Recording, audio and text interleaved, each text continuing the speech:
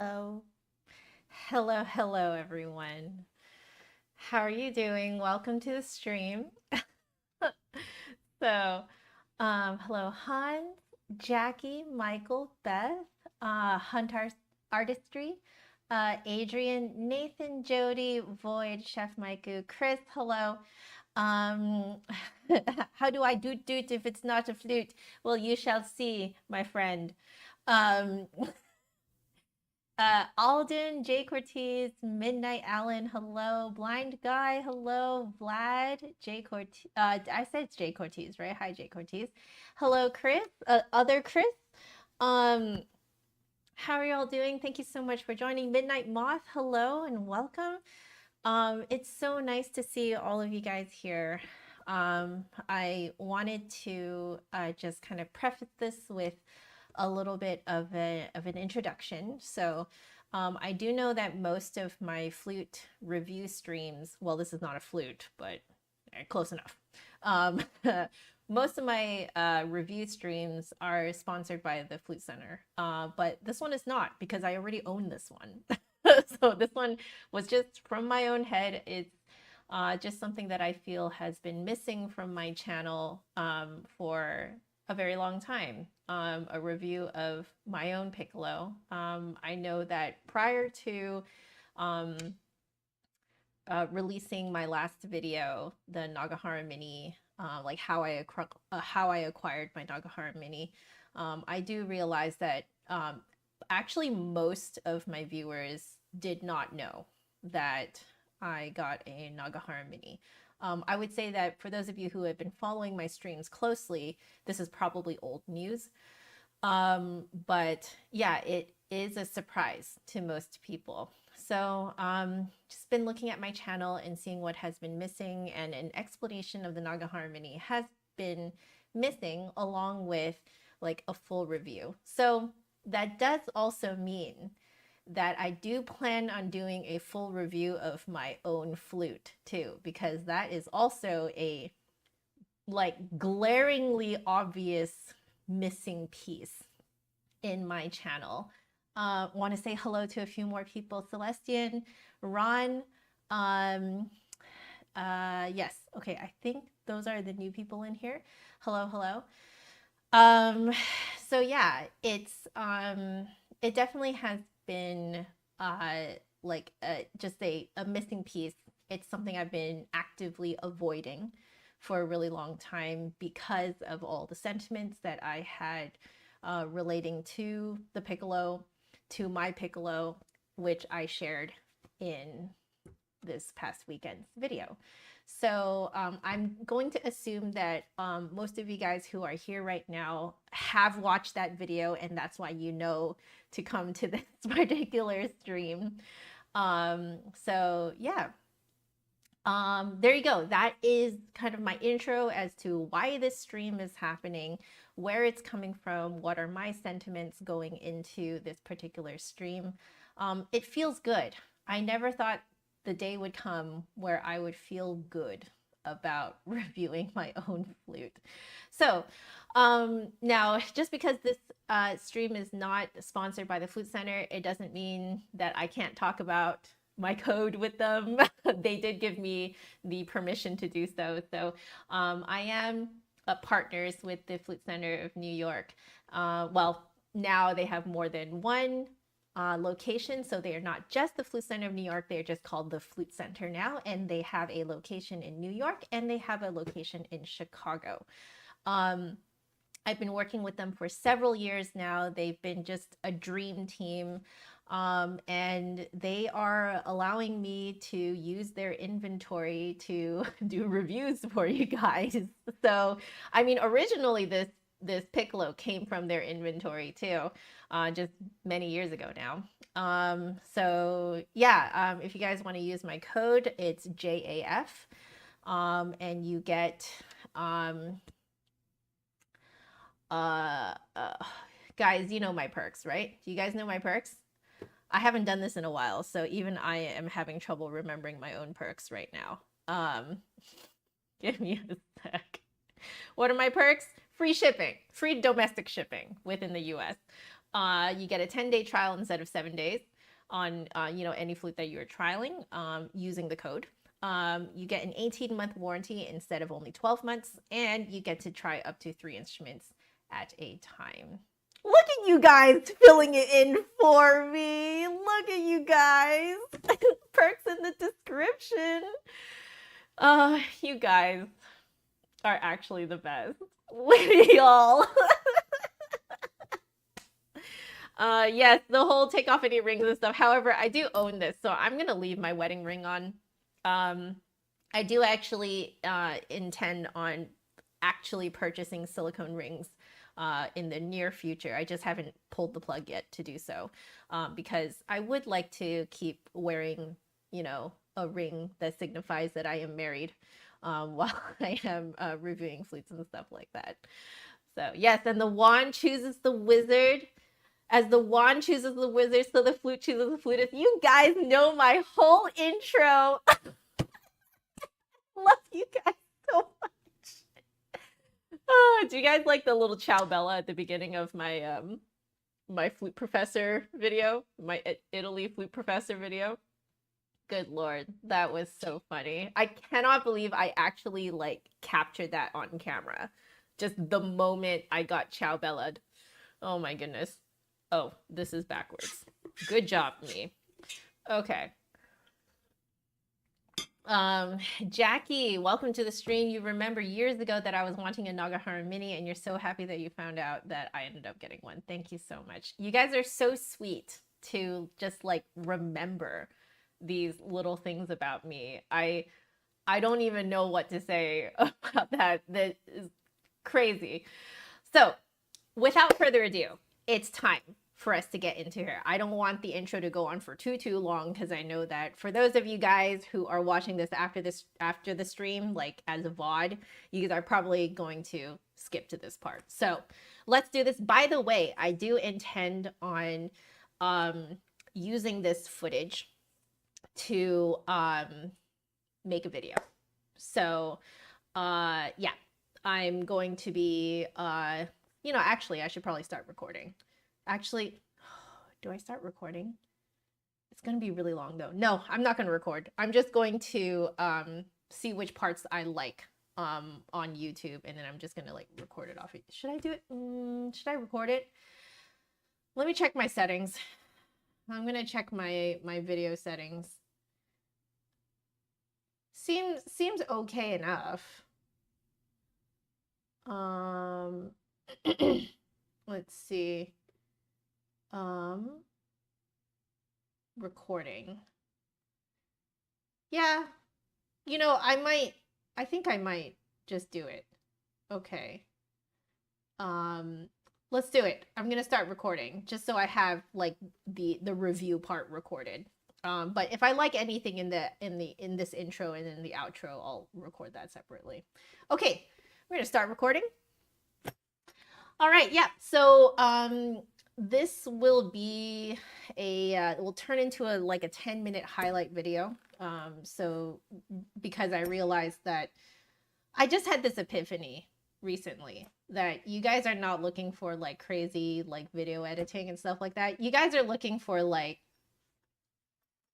what these instruments are good for. So the 10-minute highlight video will just have the highlights of what makes this instrument particularly special. And if you want the full review, I will direct people to come to this this stream here. So lovely, lovely. Okay. That's true. Record, because in case I want to use it doesn't mean I have to use it. It's true. And then after I'm done making the video and stuff, I can also just chuck it. I can delete it. But okay, I know that you guys want a nice close-up, so let me get that going. Let's do this. Okay, so that you guys can see my whole desk here. Here we go. So as you guys can see, it comes in a very typical case. I think I do actually want to show you guys how big a typical case is. So let me go and grab one.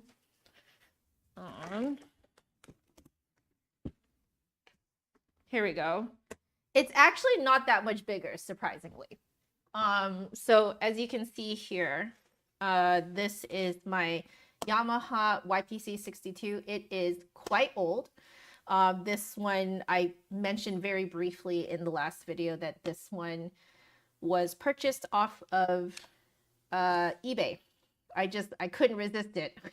It usually is at least a couple $1,000 new, but I ended up getting it for $830.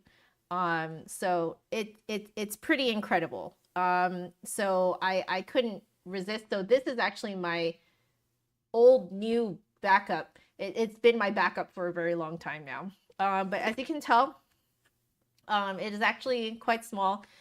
Very fun that I have a metal cleaning rod with this. They don't make these anymore. So this is definitely old school. But yeah, if we open this up, you can see how much more space the Nagahara Mini takes up. It's pretty apparent. Like you can really see how much bigger the Nagahara Mini is. It's actually, it's a monster by comparison. So there we have it. I do want to, I was thinking about this particular stream and I was like, do I have a normal Piccolo out? And I think yes. Given the differences between the two, I think you guys will want to hear how they respond differently to each other. So let's put both together. I'm going to need, I think, cork grease for this one. So I do have cork grease here. So let me put together my Yamaha YPC62. So if you guys want the specs on this one, they're pretty typical specs. It's just granadilla wood. Yeah, that's basically it. That's the part that matters the most. So there we go. I know this looks like lip balm. Do not put cork grease on your lips. Also, maybe don't use lip balm on your cork. That's just a guess. I haven't been told specifically to not use lip balm on your cork, but I would imagine it's not a great thing to do. Is my Yamaha a conical bore? It is. Oops, what the heck am I doing? Okay. Yes, it is. It is absolutely a conical bore. Let me just put this together. Just going to line it up.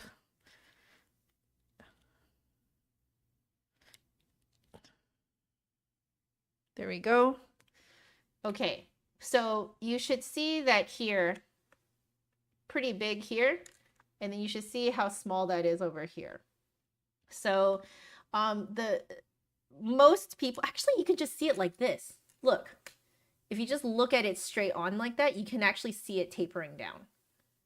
Do you see how it tapers down like that? So this was how I found out. Let me switch back to, hi.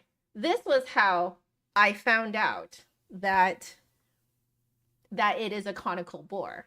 A long time ago, I was given a Piccolo as a rental. And I was not told anything about it. And so I went to clean the Piccolo the way you normally do on a flute, which is like on a flute, you will put your cleaning cloth. Don't mind that I have two, okay? But you will put your cleaning cloth through here, like so, like that. So you put your cleaning cloth through like that, and then you twist it around the cleaning rod, and then you stuff it into, I actually usually stuff it in through the bottom or through the top, and you go all the way through. However, if you do that on a Piccolo, the like essentially the diameter, I guess, of the cloth it gets stuck down here. And yeah, that is how I found out when I was very young. That is how I found out that, you know, it's a conical bore, that it gets smaller on the way down. Like I never thought to look, never thought to notice. So yeah, got it stuck and had to bring it to the whatchamacallit, the repair shop for them to extract it. So, you know, Gluten Granny, hello and welcome to the stream. How are you doing? Yeah. So you guys are seeing how beefy this thing is. Cork grease is for corks only. Yes, very good, very good. Yes. So Beth, you use Burt's Bees on your clarinet cork. Doesn't seem to harm anything. Okay, well, you know what? I'm just going to take that at face value. What do I know about clarinets? Do not quote me, okay? Don't say that Joanna says that lip balm is okay on corks, okay? I don't know. Do not quote me. Flute Bears music. You have a Yamaha YPC62 as well. Fantastic. Marty, hello and welcome. Victor, did I say hello? Hello. But okay, so that is the Yamaha YPC62. Let's move back to this screen. So we're gonna put that here, and then I'm just gonna put my case on the side over here. And then we shall take this guy out. Now, what I really like about the Nagahara Mini, one of the things I really like, you'll notice that there's no cork. It's a metal tenon. So I don't have to worry about cork grease. I don't have to worry about the cork drying out. I don't have, like, there's a lot fewer things that I have to worry about. I have heard, however, that because the Nagahara Mini mechanism is quite a bit different from your typical Piccolo mechanism, because, you know, you have like low B, you have, you know, it's slightly different than on a regular Piccolo. So I have heard that the mechanism can be a little bit finicky if you are the technician working on it. So if I have any flute technicians in the chat who want to chime in and agree or disagree, please feel free to do so. But yeah, you can see how freaking gigantic this thing is compared to the YPC. So I'll line those up so you guys can see just how big of a difference that is. Pretty massive, if you ask me. So, okay, I think I would like to show you guys some close-ups now. I'm sure you guys would appreciate that. So just give me a second here. I am going to put away my cork grease. Trying to keep things relatively organized here as we do this. But okay, I'm just going to have that be a nice close-up now. There we go. Now you guys can see much better what we're working with here. But yeah, you can see just how much longer that is. You can also very clearly see how much smaller this side is than here. This side you can see the diameter is quite large because it's the same as up here. But yeah, there you go. Now, something of note on, like a few things of note on the Nagahara Mini is there's a little bit of like an extra, like if you look at how the G sharp key is made here, you'll see that there's like a bump right here. And that actually makes it easier where, you know, maybe you might want to trill G to G sharp or something. You can actually use your right hand index finger to reach over instead. So anytime you need to trill this G sharp key, you don't have to do it with your pinky on the left hand. You can use your right index finger and just reach over because it's so nearby. And that is really nice because that is something that is much harder to do here. You can do it. You can. This one has a little bit enough of like a height. You can see that it just kind of, here, let me see if I can show you. It kind of pops up a little bit. Yeah, you guys can see that. It pops up a little bit right there. So you can do it, but I would say that it's not quite as pronounced as on the Nagahara Mini. You can actually see that they've actually widened that area out so that it's easier for your index finger to find it. Yeah, it's really, really cool. So what else? I do not have a C-sharp trill on this. I do know that some of the newer versions of the Nagahara Mini has a C-sharp trill. So I am a little bit sad that I don't have that. However, it's not really something that I've ever really missed in all of the music that I have played. Let's see. Probably the other thing of note is how the low B foot joint even works. I actually really like how it works. It does not work exactly the same way it does on a flute. So let me take out my flute foot joint so I can show you guys how the flute foot joint works versus how the Nagahara Mini works. I'm just going to refocus this. Hopefully that can, that's the thing with metal, is that it tends to kind of like get too shiny and unfocused. But okay, here we go. So you guys can see clearly what's going on.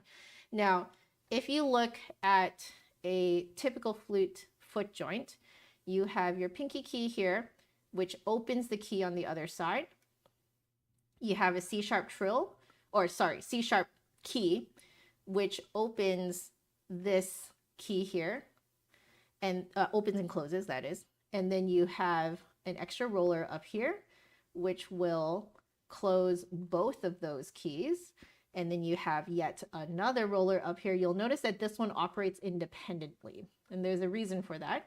It's so that this gizmo would work, right? Because the gizmo is actually one piece with this B roller.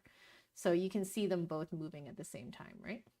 So if I go like this, you can see that this guy is also moving down. So what we've got here, so whenever you play a B, you have to also hold down at least the C roller here. You have to hold both down with your pinky in order for all three to close. And that closes every single key on the foot joint, as you can see, right? Now, on the Nagahara Mini, it doesn't work exactly the same way. So you do have on this side, the pinky key, your typical pinky key is on the other side. Now, we'll get to this in a bit. And then you have your C-sharp trill, or I keep calling it C-sharp trill, C-sharp key, which because the piccolo is so small, you'll see that it's actually right over the tone hole it needs to be covering. So that's pretty cool. And then you have your C, which works, I would say, pretty much exactly like, well, almost. Partially works like the typical flute joint. But you'll notice, even if you, like, especially if you are the one trying this, you'll notice that it has a little bit of extra weight. And that is because on the other side, it is actually opening that key back there. Isn't that cool? It's opening it. And this is very important, because if that bottom one is not open, if you played this and this was closed, you'd be playing a low B already.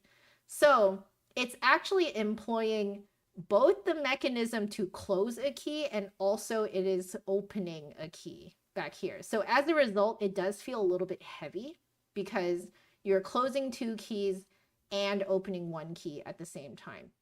Now, you'll take your pinky. So if you're playing C, C sharp, you actually have to go all the way down to the B here.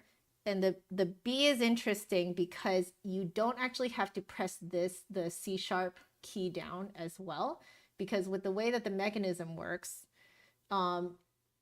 if you just put your finger on the B key by itself, it will cover both of these keys for you without opening this side. So on the flute, you'll often feel that playing B feels really heavy because you are closing three keys at the same time. On the Nagahara Mini Piccolo, playing the C actually feels more heavy. That feels really heavy compared to if you're just playing B. If you're just playing B, you just have to go all the way down here, and it covers both keys for you. It's interesting, right? Yeah. So like, basically, it's like having your gizmo down all the time. That's essential. I think that is the, at least it would appear to me that that is the idea that they're going for. And that does make sense because it essentially mimics as if the air, like as if the tube is ending here rather than ending here all the time, right? So because the air is escaping from here, you know, like when you're playing like other notes, like the air is already escaping from here. So yeah, it's like you have the gizmo down all the time. And then the only time that you open it, that you actually put your, that you open it up, the only time you open it up is for the low C. Yeah, because you have to. It's very, very cool. Is it hard to get used to playing? Not really. It just, the weight distribution for like what your pinky expects is a little bit different. Personally, I actually really like the idea that when you're going down the notes, that you do actually feel like you're going down the keys. So this is C sharp, then C, and then B. Like, I like that it has this kind of like, you do feel like you're going down the keys here. Whereas on a regular flute, you're actually going up. The feeling is that your pinky is going up. Yeah. It's really, really interesting. Is the gizmo just for intonation or for air resistance? I would say that it's for both. It is actually for both. Let me just, oh, there we go. It decided to focus a little bit better. Okay. There we go. Let me focus that again. Oh my goodness. Yeah, it's that shine, guys. The shine makes it so hard for the camera to focus on it properly. But there you go. So by the way, there are enough people in the chat where if you absolutely want your question answered, feel free to pop in a super chat or something like that. You know, you don't need to pay a lot, okay? But if you really absolutely need your question answered, you can pop in a super chat and that will highlight it for me to see. Okay, so let's see. Yes, I am just about to get into the head joint cut. Yes, yes, yes. So very good. You guys know where I'm going with this. Okay, so I think it might, well, I think I could just hold up the entire piccolo for you. So you'll see that there is a carved head, like lip plate in here. I did decide on a carved lip plate because that was actually one of the reasons why in the original backup piccolo video, it was one of the main reasons why I ended up picking the Dijia 102, because it had a carved lip plate and it felt better to my face. So I'll show you guys here. So this in particular is the M3 cut. I'm just going to try and get this thing to focus.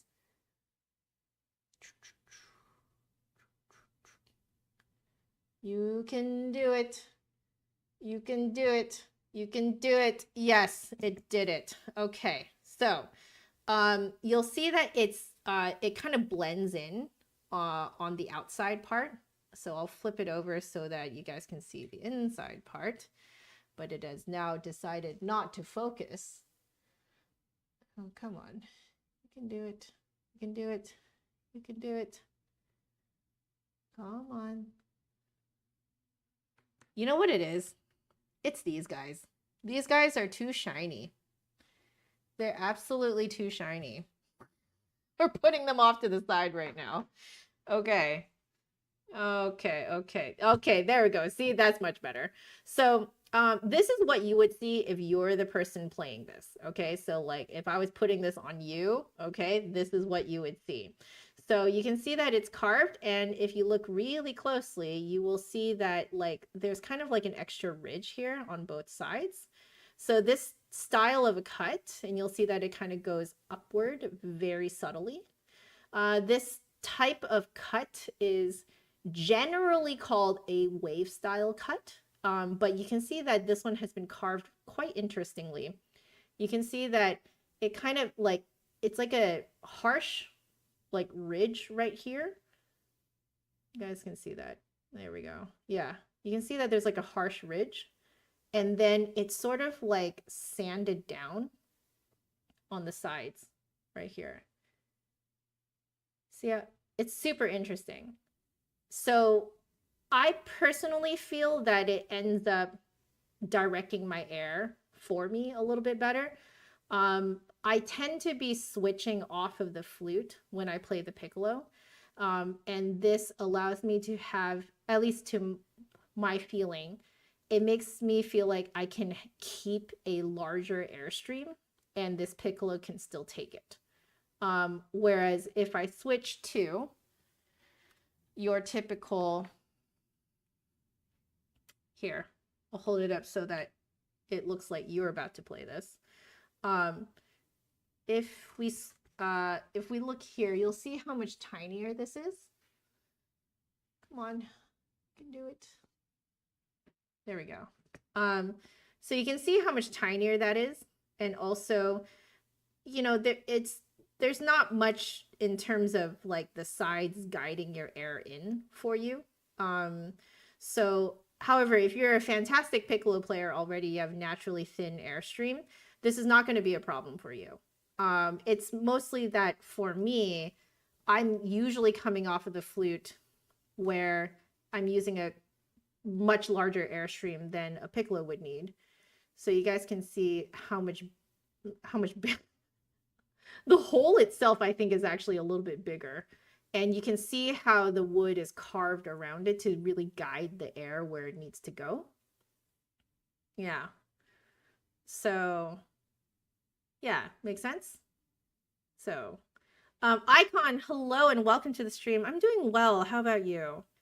So Dylan is asking what made me choose a specific brand of piccolo. Well, pretty much all the reasons I'm telling you right now. I like the fact it goes down to low B. I like how the head joint, like lip plate, is carved so that it allows me to use a slightly larger airstream.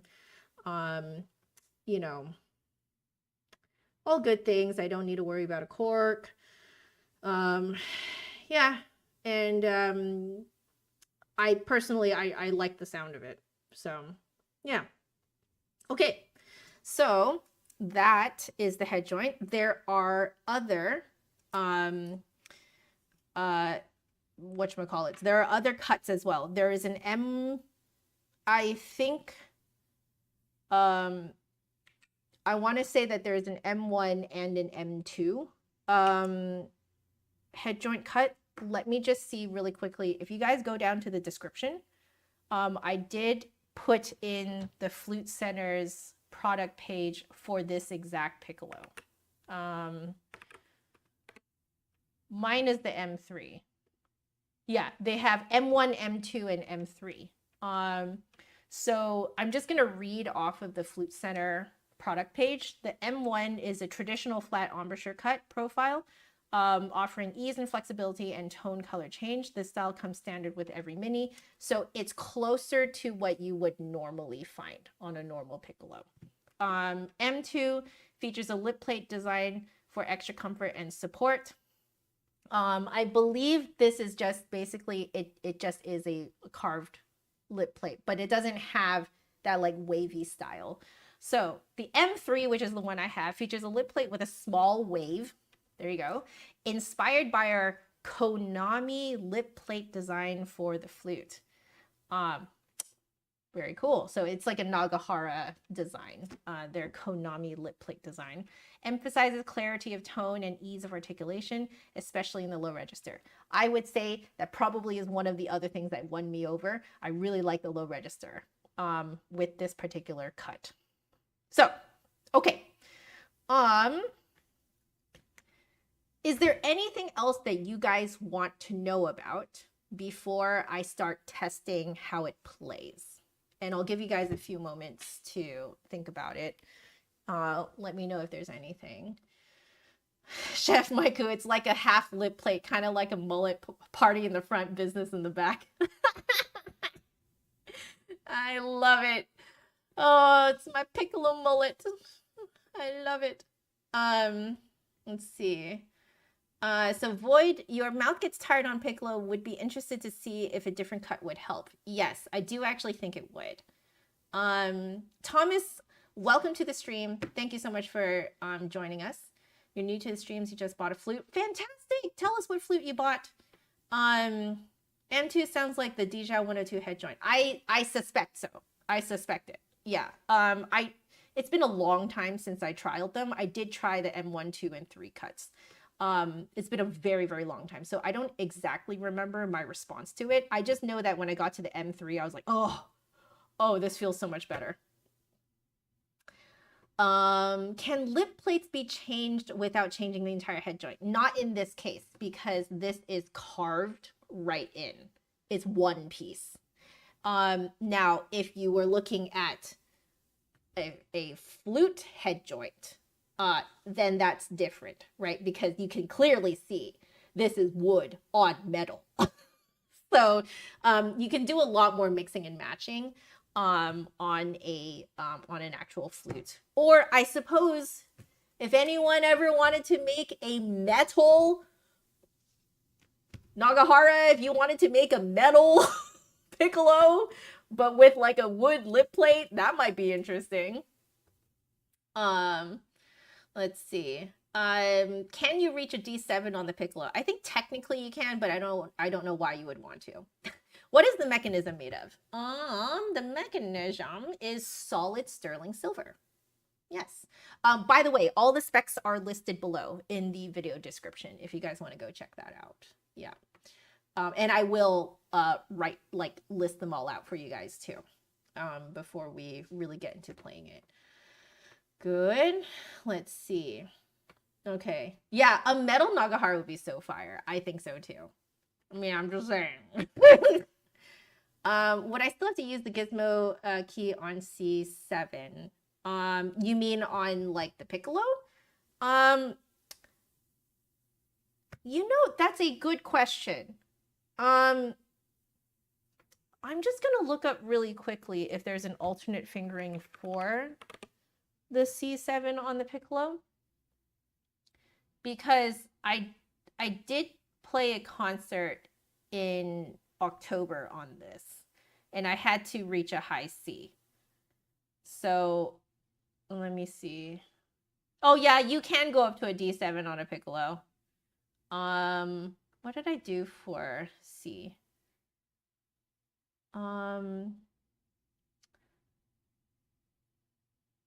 Interesting. So you can add the first trill key. The first one. You can apparently add that one to your fingering. So let me I'll pop this in the chat for you guys. So Piccolo high register fingering chart. Okay. I popped that in the chat for you guys if you guys wanted to check that out. Yeah. How is the balance of the Mini compared to a standard? Much heavier. Much heavier. I would say that the regular Piccolo, it feels lighter because there's literally less material going on, but you can actually feel that, at least on a YPC 62, you can feel that it is top heavy. So you can actually feel the balance kind of more going this way. On this, I would say that the balance feels more centered. So it feels more centered because you have more going this way, like more material going this way, but you also have more material going the other way towards the foot joint, or I guess where the foot joint would be. The whole body piece is one piece. But yeah. Let me just line this up again. Okay. Yeah. Yes, I love that website, which by the way, every now and then I donate to this website. So I highly encourage you guys to donate as well. He's just been keeping up this website himself, the guy who runs this site. In my opinion, one of the most clear flute fingering websites. He also has it written in a form that I think can actually be read out by a narrator. So if you you know, if you're blind or if your eyesight is you know, not as strong, I think you can get it written like read out to you. This is one of the reasons why I really like this flute fingering website. It's pretty darn accessible. So, okay, looks like we have a little bit of a pause in the chat. So I'm going to assume that that's the questions that you guys have for now.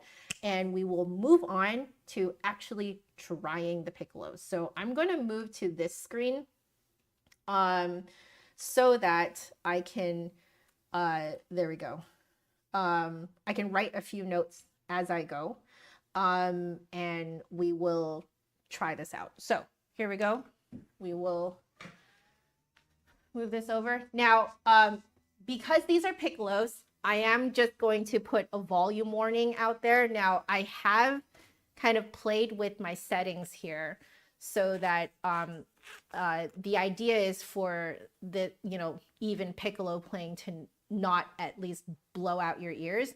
I do have a limiter on my microphones so that it doesn't like completely blow out your like earphones and stuff like that. But when I start playing the piccolo, if it's like a tad loud, feel free to just move your volume around. I will be playing with earplugs in to protect my hearing. If you guys are wondering what these are Loop Experience Plus earplugs. Personally, I really like them because they come in extra small, which is what I need. If you do not have extra small ear canals, you probably don't need to have something like this. The last pair that I had were fortunately or unfortunately named Eargasm. I said it once in the last stream, and then I'm only going to say it once in this stream, and we're just going to move on from that. But I personally really love these ones. One, because they're super cute, but also because you can like mute it to different levels. So it comes with like foam tips as well if you want it to be more sound canceling. They also come with more like another mute that you can put into the loop itself, so you can mute it even further. So I like how flexible it is, and that's why I have these. Right now I have one is extra small and the other is small because my ear canals are two different sizes. Yay me.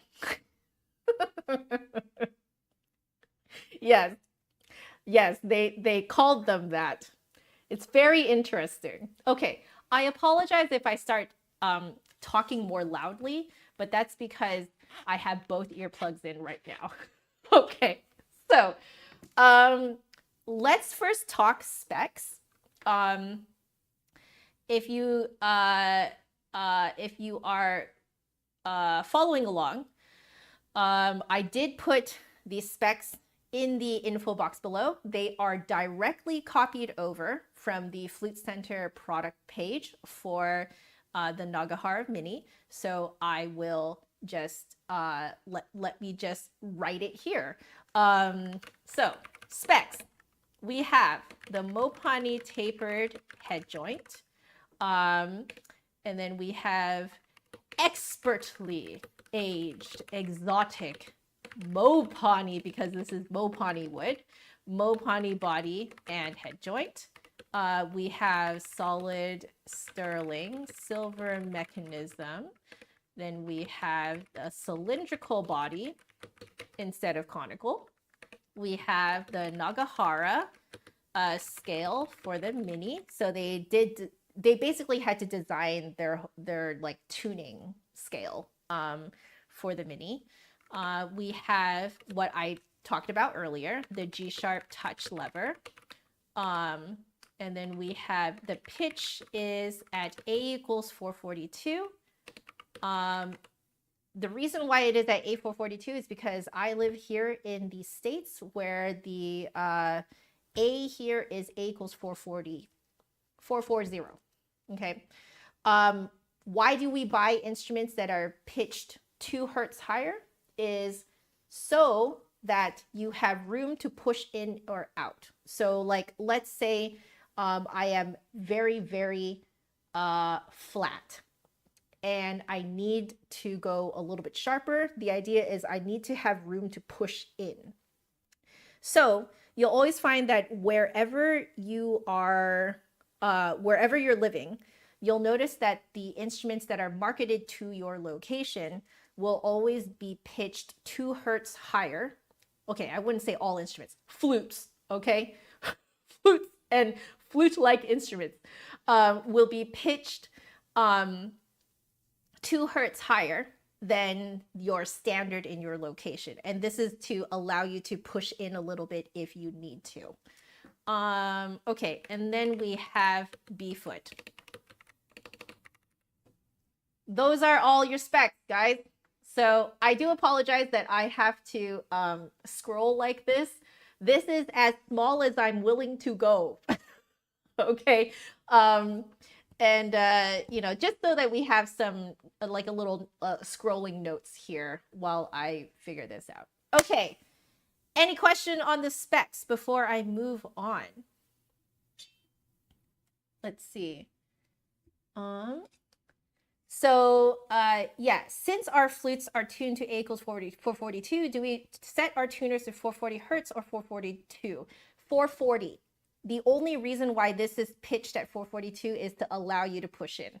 So you are actually like, typically you are going to have to pull out a tiny bit. Like, let's say it's like middle of the road weather, middle of the road humidity, just middle of the road everything. You're a nice temperature controlled area. You are probably going to have to always pull out a tiny bit. Yeah. So Vlad, I think you are not in the States. So since you are not in the States, I would not be surprised with that. Where you are located, it's 442. So Midnight Alan, I'm going to guess that you are in the States. So if you are in the States, then you tune to 440. I'm glad that I could settle you on that situation. I do know that it's very confusing. Like, it's very confusing to look at the product page of instruments that are clearly being sold to an American market or to a North American market and then be like, but I thought we play in 440. Why is this in 442? Well, now you know. Okay. Okay. So if there are any more questions coming in, feel free to put them in the chat. Okay. I have explained this in my other streams before. I know you guys are like, wow, Joanna, why are you like double drinking? Okay, this is tea. This is water in what looks like is a coffee cup. Okay, but I swear to you that the coffee cup holds water. Okay, so I just took a sip of tea, but I need to rinse my mouth out with water. So Hans is absolutely correct. So Hans is saying, fun fact, if unknown, Europe and Quebec is 442, and US and most of Canada is 440. Yep. Mm-hmm. So Quebec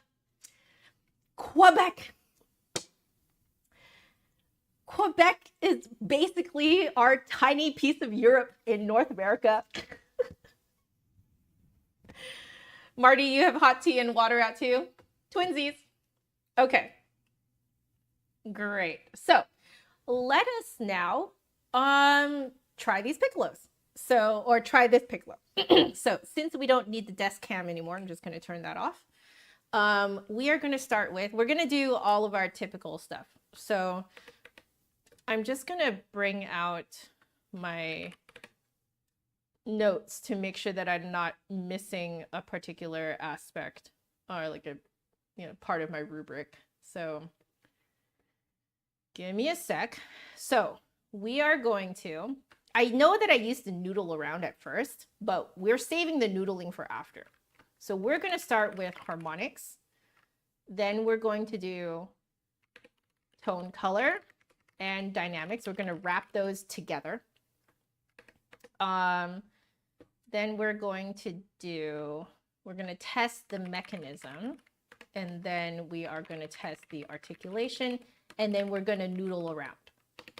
So what I mean by noodling is like, I'm going to try different excerpts. I'm going to try different themes, stuff like that, so I can really test to see what my piccolo is actually good at. I've started noticing myself doing this in like my previous other reviews. And I was like, I actually kind of really like that. That gives a little bit more information to you guys as well as to what you're working with. So we'll start with harmonics. We're just going to do them, I guess because I can go down to low C, I'm going to do it on low C. And let's see what happens. So, well, I guess I just answered Victor's question here. If I'm going to suggest my favorite piccolo song on Nagahara, we're going to find out together.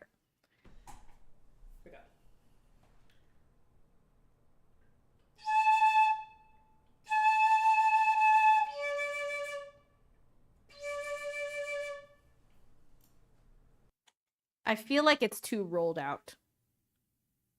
So I'm gonna roll it in a little. So this is actually going to be a good time for me to actually figure out how I like my piccolo, because if I'm being honest with you guys, I have shied away from really actually figuring out my piccolo because there are a lot of feelings wrapped up in this piccolo.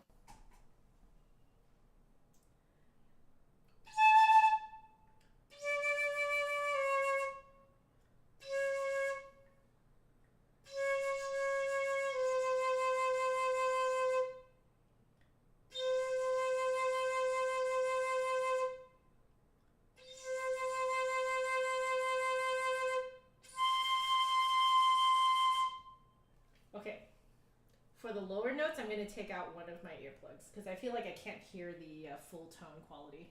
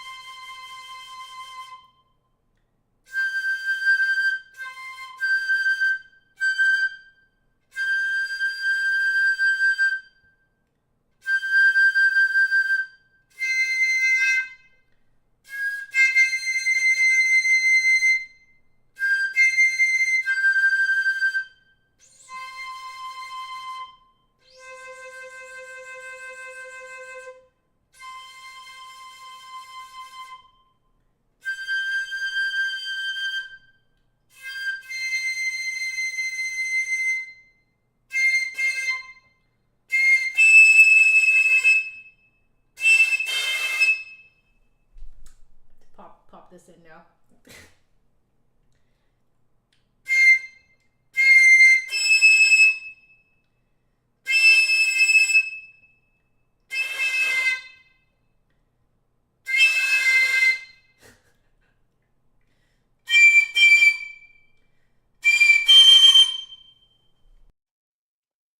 Okay, I think I picked a piccolo with the exact same problem harmonic as my flute, which is, it's that high G. So excuse me while I figure this out.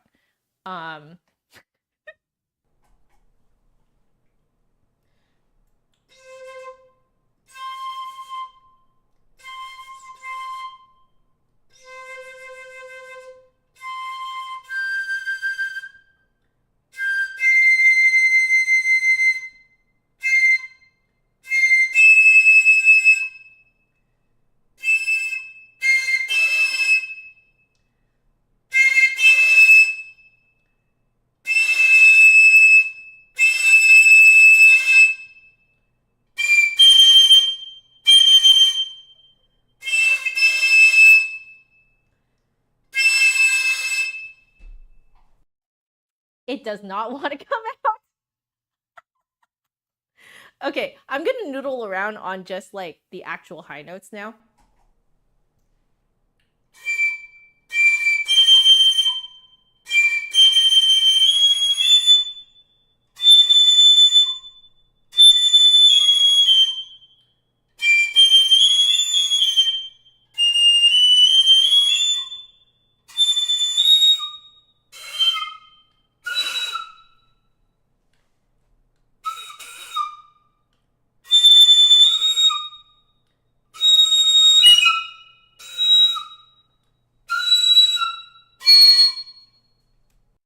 Okay, that was a high C.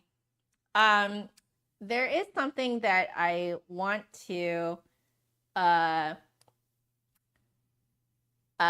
express to you guys, because I know that quite a few of you may have missed the streams where I figured this out about myself. So I recently figured out within the last few weeks that I have been doing essentially what I'm calling backwards lip manipulation. So I tend to pull back my lip when I'm playing high notes. But this is actually counterproductive, because if you think about it, you guys can do this with me at home. So if you blow a steady stream of air against your hand, so do like a typical flute stream of air, do it against your hand. Now, if you move your hand, if you move it closer to you, it's a higher air pressure naturally. But with that same air stream, if you move your hand further out, it's a weaker, lower air pressure. So using that same concept, you can manipulate how close your lip goes to the opposite edge of the lip hole, or go towards the opposite edge of the lip hole. Because really what's happening is, in order to make a sound on a flute, piccolo, whatever, you are sending a stream of air across the lip hole such that your airstream gets cut in half by the opposite edge of the lip hole.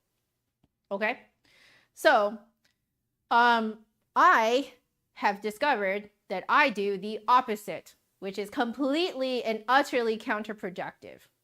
What happens is that if you try to, jump up like a partial or something like that, or like up an octave, if you do not do this lower lip manipulation, it's very subtle, guys. It's very subtle. Okay, don't be like that. Okay, it's very subtle. It's just a very tiny bit. If you don't do it in the correct manner, like if you just straight up don't do lip manipulation, you will find that you have to blow up to 4 times as hard in order to play 1 octave higher. So if you guys want to look into some citations about this, you'll want to look into Richard Hahn's article, the flute embouchure, and the soda straw. Like there was another guy, I think his name is Neville something. Let me see. I'm just going to find it really quickly. Neville Fletcher. His article is called Some Acoustic Principles of Flute Technique. So, interesting stuff.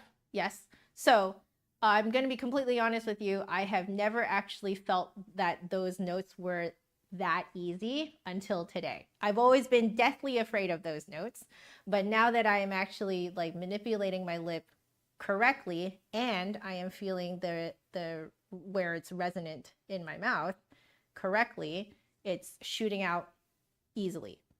So I'm gonna mess around a little bit more, and then we're going to draw, because I know you guys have missed my drawings. Okay, so let's see. Am I putting the correct one in my? Okay, yeah, this one is the small one. Yeah. So we'll try it some more.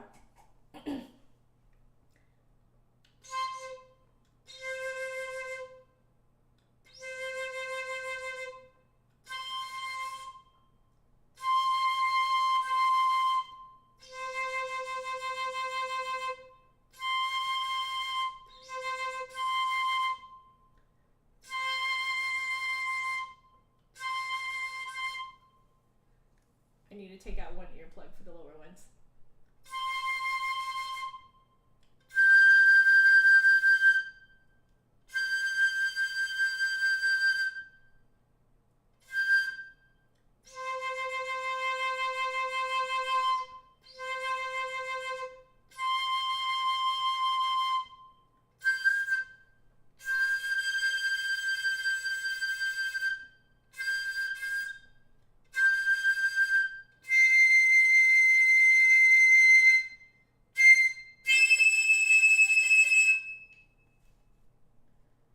Earplug.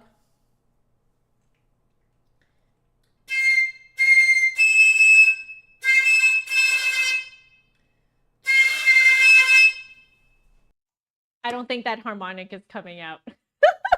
Okay.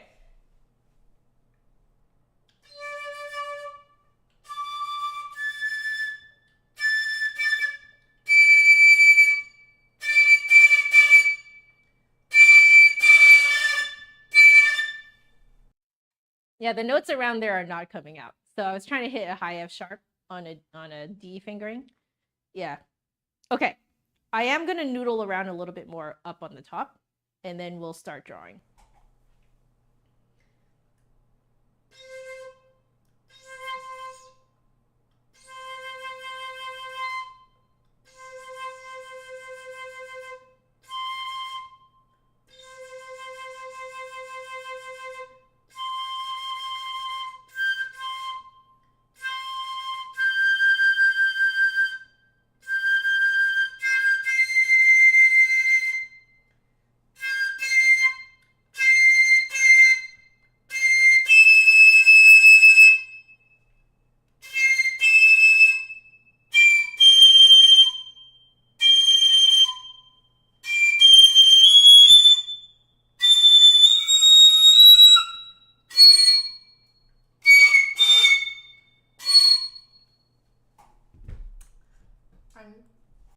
I'm curious.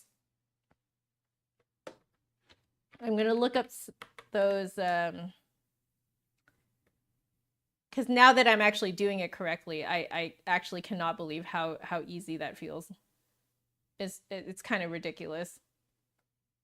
Yeah.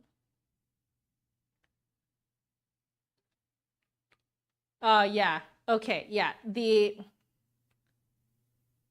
Okay. Yeah. You definitely have to use a different, different fingering.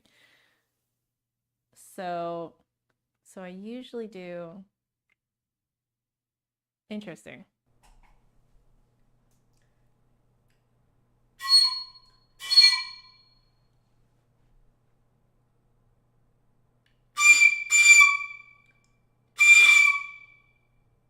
Let's see.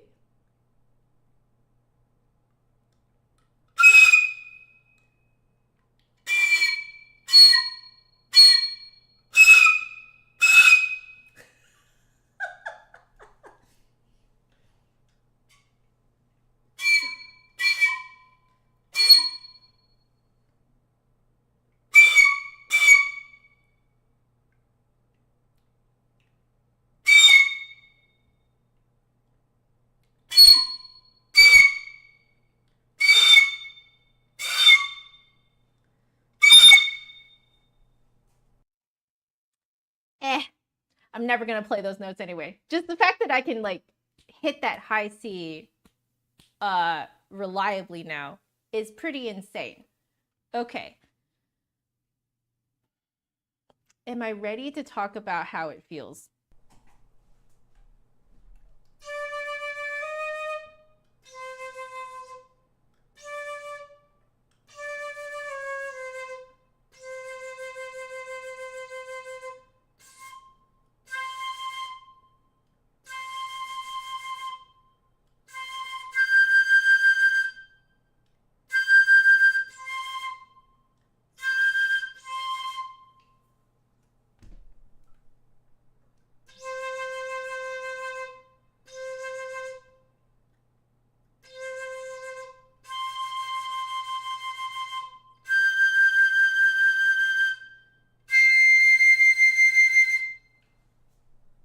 We'll try it on D.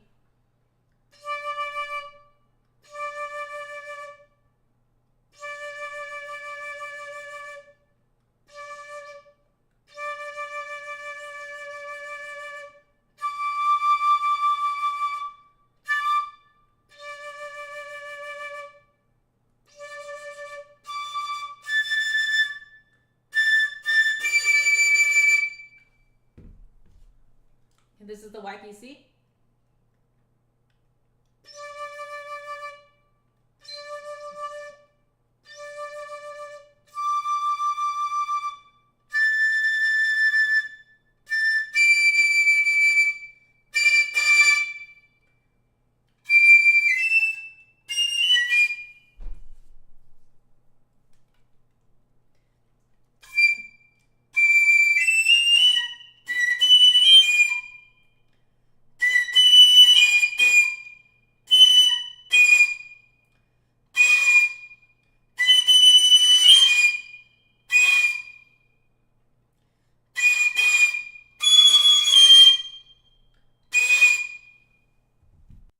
Can you guys tell the grenadilla doesn't work on me? So I can feel that it's forcing me to try and resonate really high and up, but I like have no space for it. Whereas on the Mopane, it actually stays fairly lower.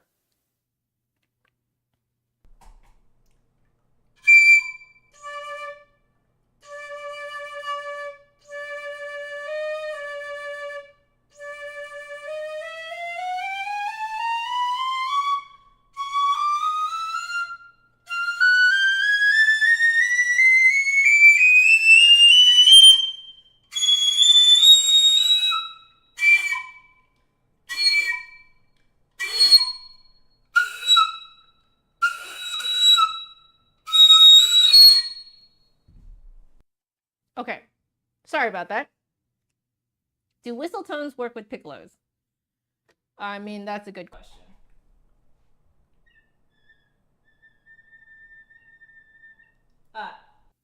Yes.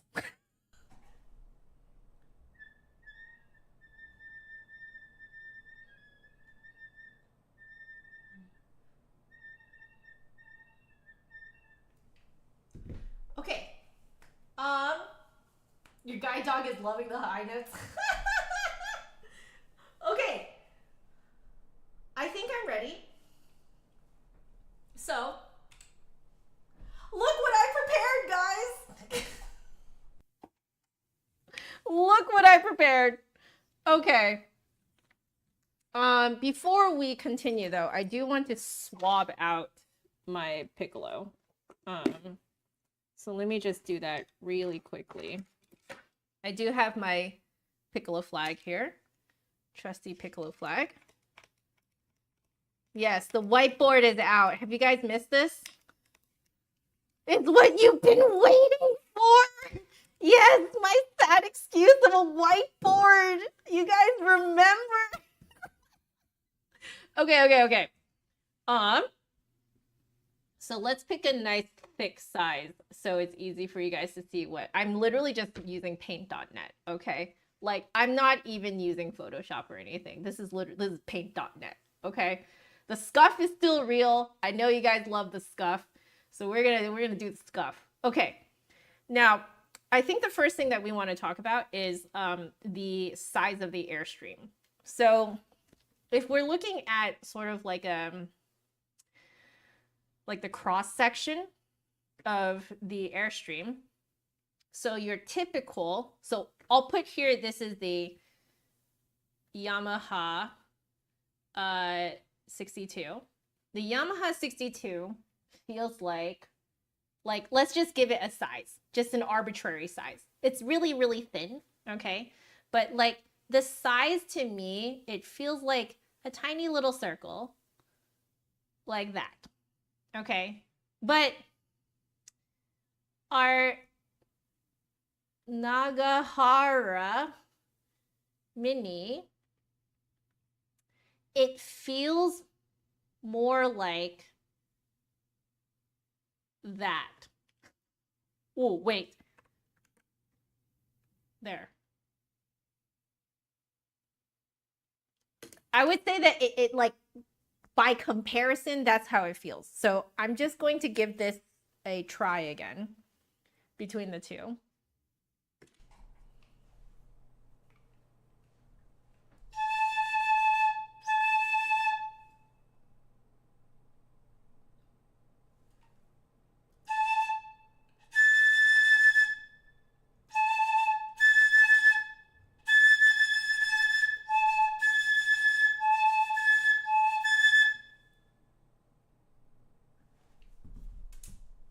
And this one is the Yamaha.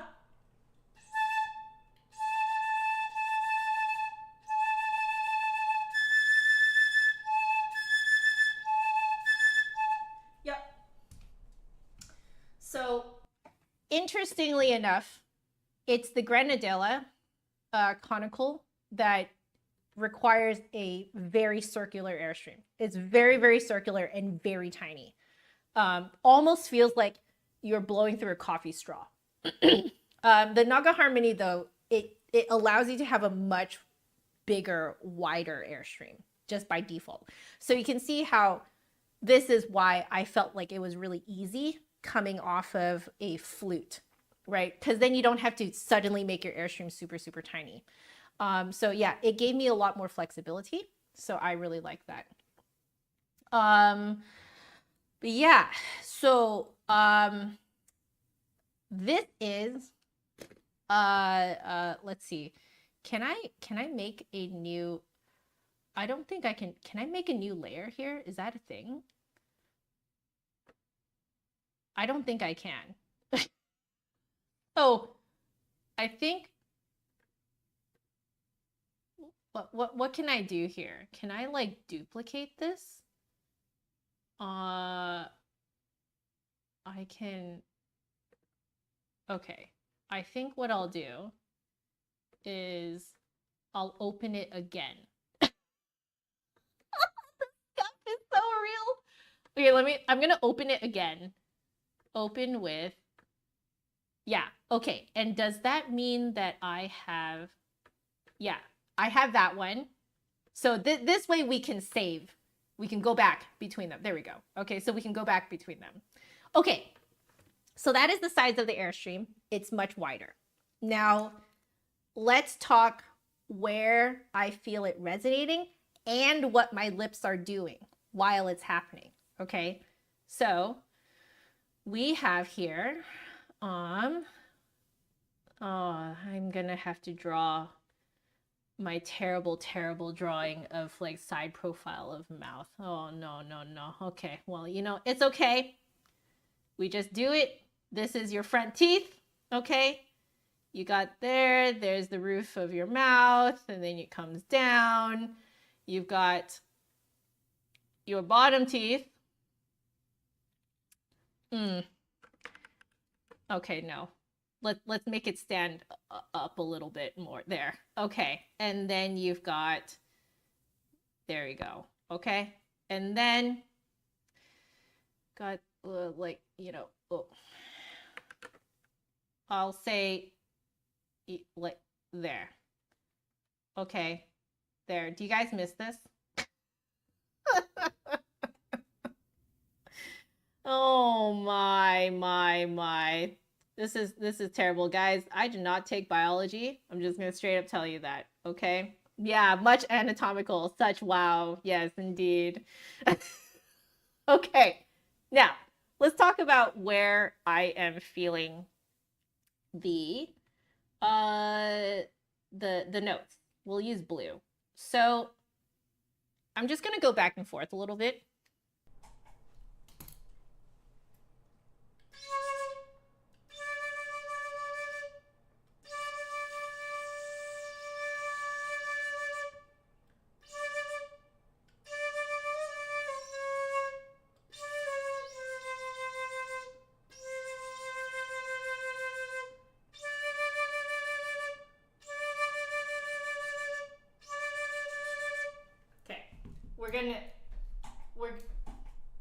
There, we are going to have to draw lips too. Oh dear. Oh no. Oh no. How do we draw lips on top of this? Okay, you know what? I'm going to look up really quickly side profile mouth diagram. Okay. Okay. I'm using some reference images.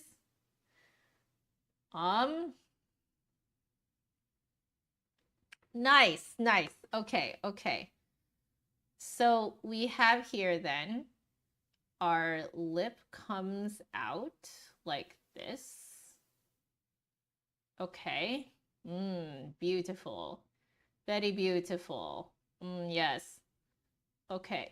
The lip probably needs to come up a little higher.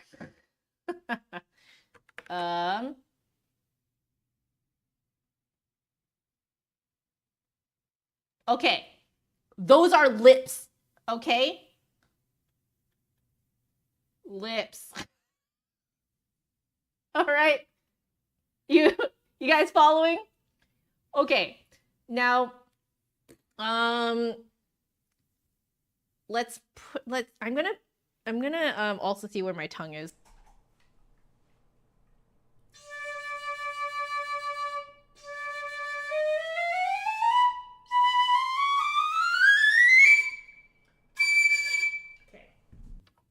Okay. My tongue is pretty much constantly tucked down and back. So it feels like this. Is it actually this? I don't know. But it feels like it's just kind of like tucked back like that, if that makes sense. Okay. Maybe even, no, about there, I would say. It feels like it's tucked in like this, okay? Now, my low notes, the absolute lowest notes, I actually feel them kind of buzzing around here. All right, so these are low notes. My high notes, let's see exactly where they are.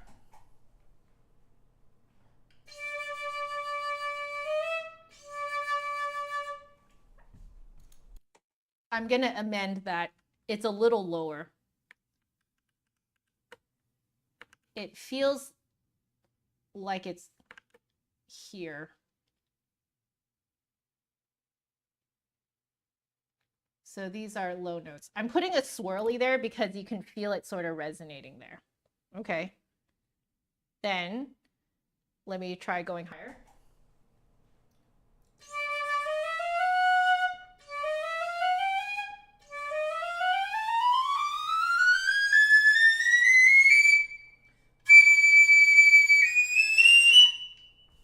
Pop this in.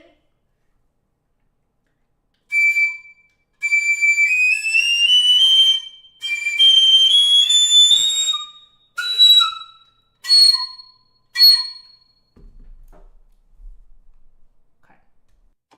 So the highest note, my high C, is like here. So you can see what that range of motion looks like, right? Our range of motion, basically it goes like, I can feel it going up the tooth and then blah, blah, blah, blah, blah, blah, blah, blah, blah. Like this, and then going further and further back. So my mid-range notes tend to be somewhere behind my teeth.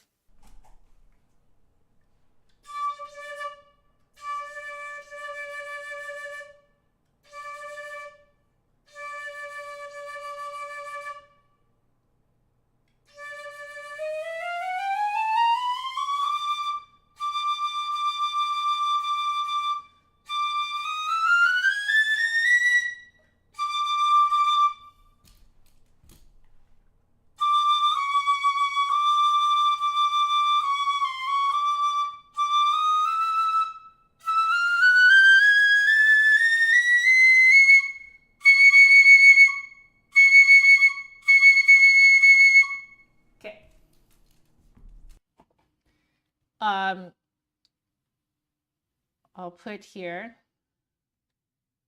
low C. So this is technically, it's technically C5 if you're to put this on a keyboard. Okay.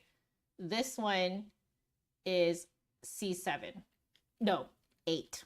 Technically 8. C8. So in terms of where the other notes are, we will place them here. I think the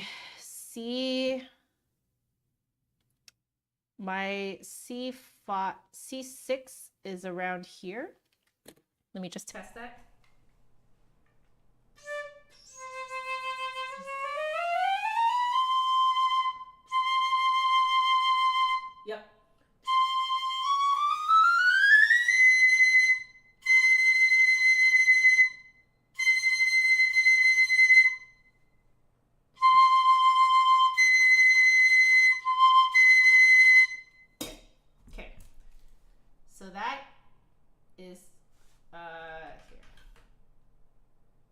that is C6. C7 is, oh, I lost it.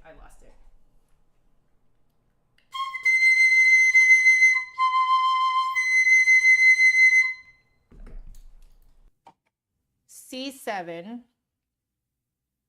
is right here. So you can see how big of a range there is between C7 and C8. It does feel like it suddenly kind of shoots further back. But most of the range, as you can see, is really only between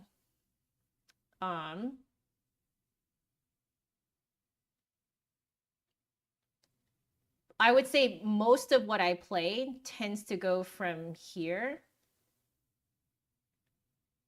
to around here. That's most of what you play on the piccolo is somewhere around here. So as you can see, it is very forward playing. I would say that most piccolos do not play like this. Straight up, okay? You'll also see that I have to leave quite a bit of space over here. You see all that space?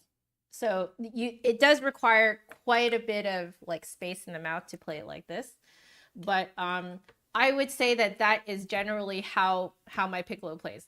And honestly, this is very powerful information for me because now I know exactly how to do it. Now, this is where it resonates, okay? Now, the lip action changes. So what happens with the lips is they're relaxed for the low notes. So I'll put here relaxed lip. Okay, relaxed lower lip. As you go higher, it will jut out a little bit more as you go higher. So you can see how this is kind of strange, how the resonant point moves further and further back into the mouth while the lower lip edges outward. This is actually exactly how it works on my flute. So this is very useful, especially if you are picking a piccolo. You want the piccolo and you're switching off to the piccolo very often. This is something I learned from my friend. You want to play a piccolo that reacts and responds pretty much exactly the same way your flute does, so that when you're switching between the two, it's a very easy switch. So I'll put here under C8, I'll put here lower lip out. Okay, there you go. Any questions?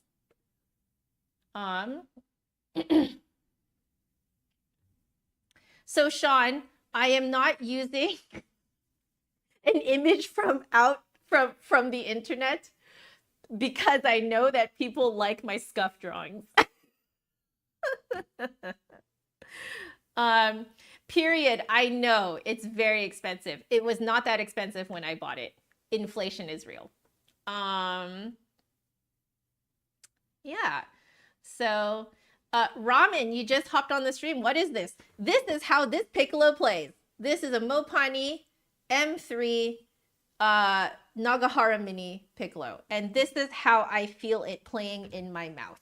This is how this piccolo works. So, yeah, don't be sorry, Sean. You just may not have been here when it was the heyday of my scuff drawings.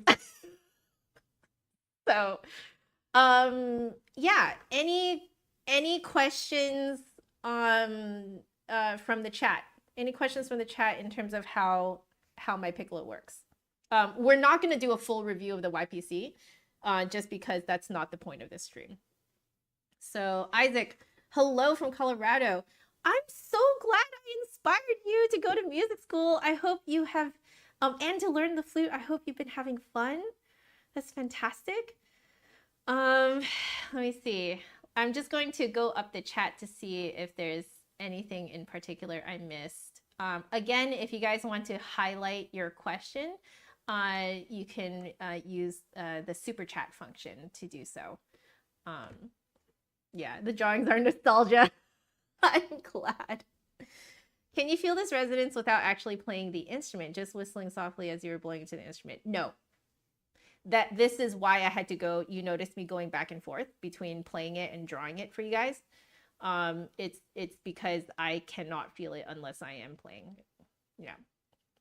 Oh, Hugh, you and your flute teacher love my videos. Thank you so very much. I appreciate it so very much. Is the Yamaha very different in playing from the Nagahara in terms of lips and where you feel the resonance? Yes, very. It goes really far back. It's very uncomfortable for me to play. Extremely. I have a very small mouth. This is another thing that you guys have to know about me. I'll put a note here. Okay, I'll put a note here. I will put here. Joe has a literal child-sized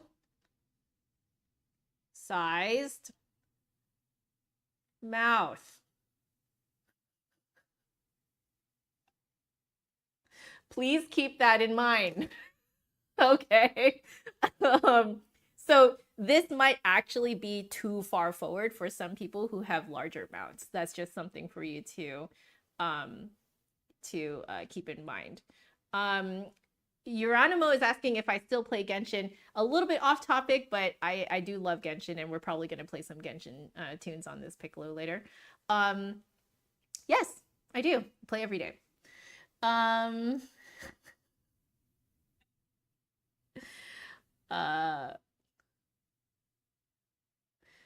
Let's see. So Period wants to know, can I play a low beat? Yes, I'll do so right now.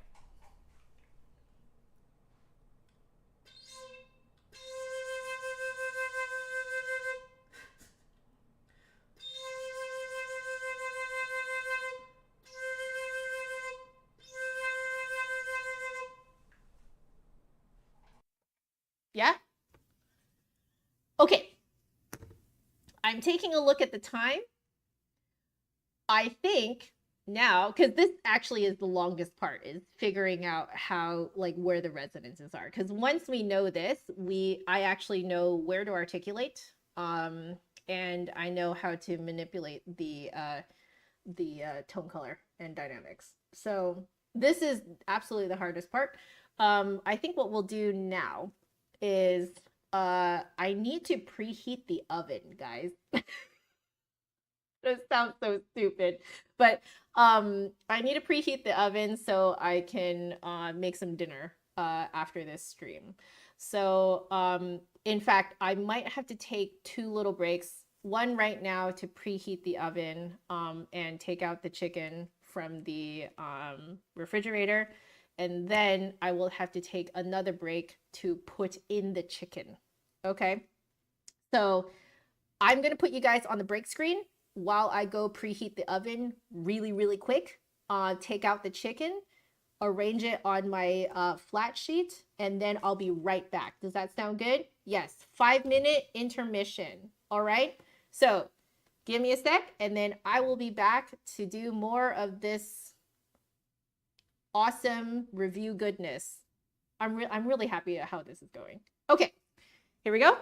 I will see you guys in a little bit. Bye-bye.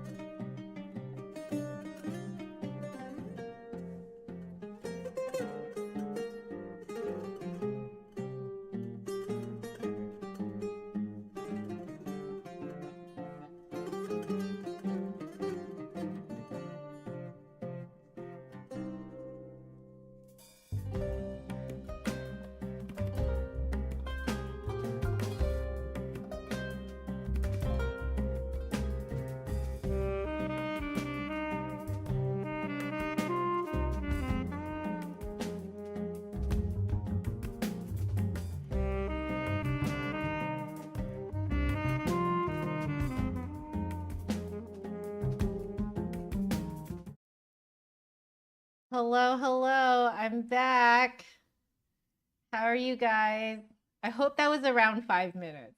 Preheated the oven, got the chicken onto a sheet pan, so bringing that up to room temperature. So I'm keeping the door open so I can hear the oven. But yeah, in about half an hour, 20 minutes to 30 minutes, depending, I'm gonna have to go and pop that into the oven. All right, so cool, cool, cool. So let's see. Um, let's see. Let's see. Sean, let's see. You have large tongue, wondering if that will present any problems for your playing. No, you just need to, I mean, I know how you sound on your flute. You just need to find a flute that is, good for your mouth shape. That's all. And so for me, I have a small mouth. Therefore, I prefer instruments that play more in the front of the mouth because then it doesn't feel like it goes so far back in my mouth that I feel like I'm choking on myself. I hope that makes sense. So this is what it feels like for me. So it means that like if your mouth is bigger, this is going to be even more up in the front for you, you know. So, wonderful, wonderful. Let's see. I'm just going to check really quickly if Hubs has messaged me about dinner. He hasn't. Good. So we are still on schedule. Okay. Very good. So, let's move on. Let's go back to this page and fill out our little notes here about the harmonics. So lips move, or lower lip moves forward a bit as we go higher. That is probably pretty typical on most flutes and piccolos. Some version of that, basically. And then lowest notes resonate just behind lower lip. Highest notes, there we go. Highest notes resonate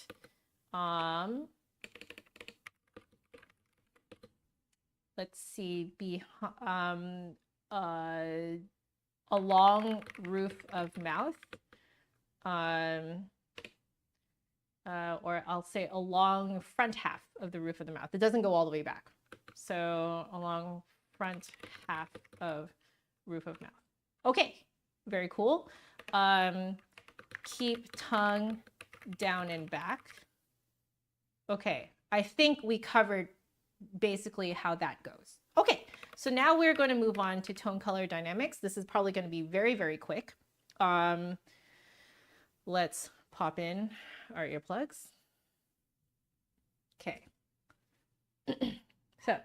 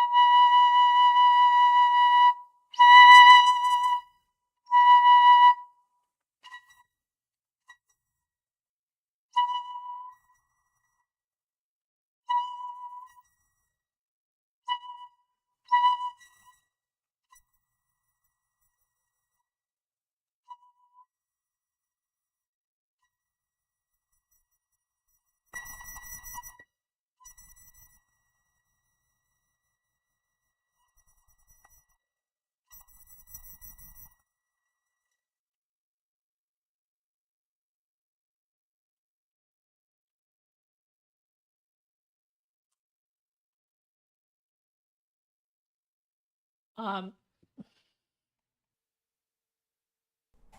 No! I'll do it again for you guys.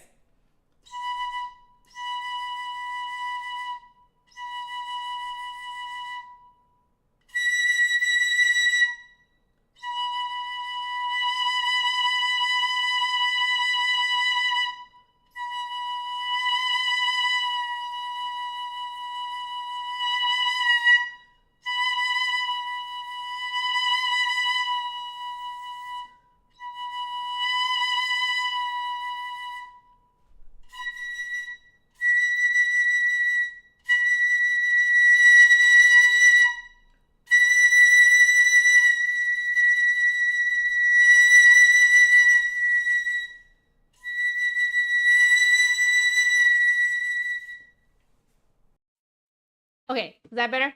Sorry, guys. Okay.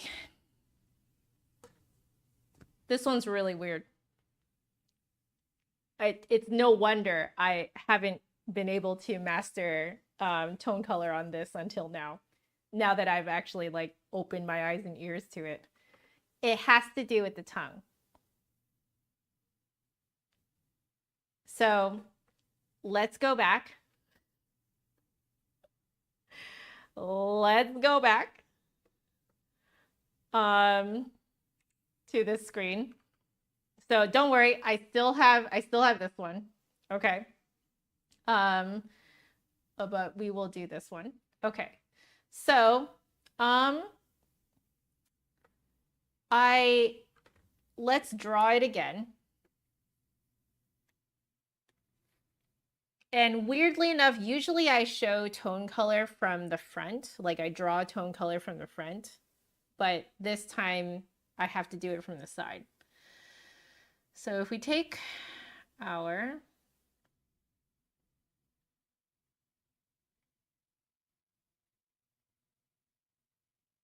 scuff drawing,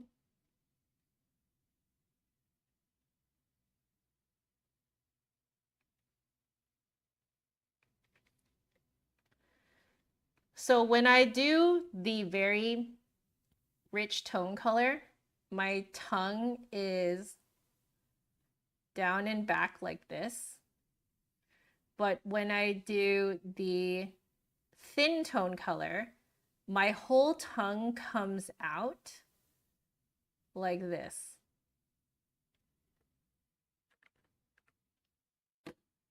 Isn't that weird? So this is thin / hollow. Down and tucked back is thick and rich. Okay? It's weird. So now at the same time, I am from the front. Okay, so this is the side. Now from the front, I am imagining that the cross section of the air feels like, for the thin, it's like this tiny, very, very tiny, tiny circle. And the rich tone color feels like that by comparison. I hope that makes sense. Yeah. Now I am mixing in tone color with dynamics because flutes and flute-like instruments historically are not actually very good at dynamics. We tend to, one of the best ways to fake dynamics is with tone color. So a thin sound will have fewer partials and fewer harmonics in the pitch, and therefore it sounds softer, even if you were to measure it with like something that can actually measure the decibel rating, it's not actually that soft, or it's not actually that loud. And vice versa for like rich notes, because there's a lot of harmonics in it, a lot of partials, it sounds louder because it is richer. Yeah. So, there you go. Let's see.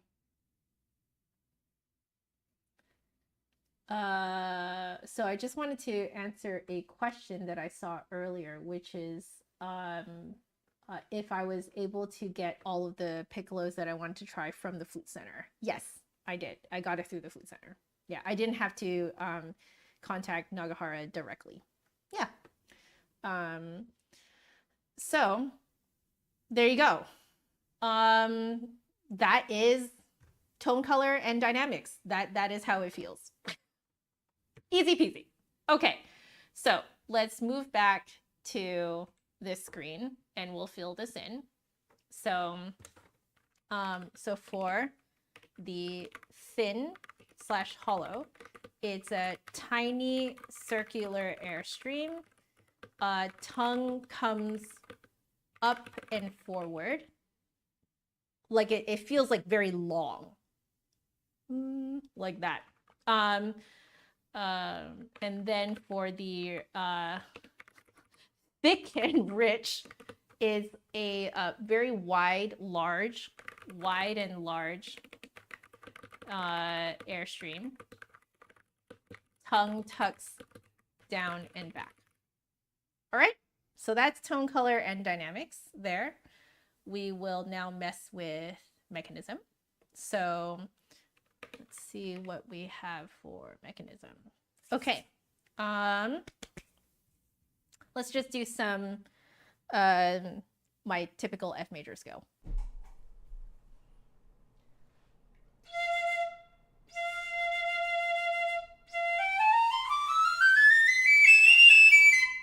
Oh, I need earplug.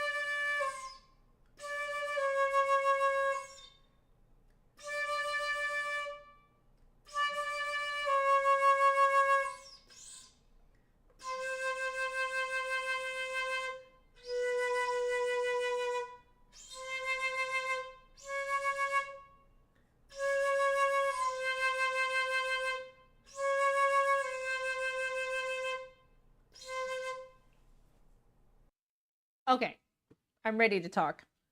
So the main keys, very even. Now, granted, I've had this COA quite a few times now, but main keys are very even. So of course that includes our G sharp lever. Now, the trill keys I have always noticed are a little bit stiffer.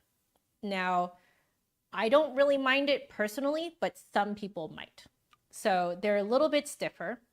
And also, as I was saying at the beginning of this stream, due to how the mechanism works for the low C, because you're not only covering these two holes, but you are also lifting the B key open. So when I play the C, you can see it lifting.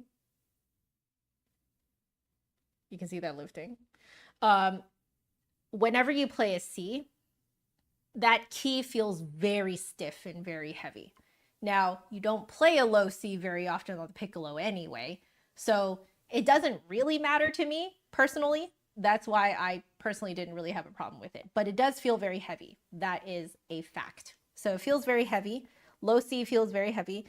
Low B feels very light by comparison. So you have to get used to that.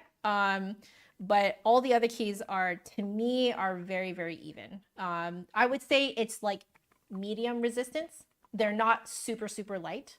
I prefer that. That's my personal preference.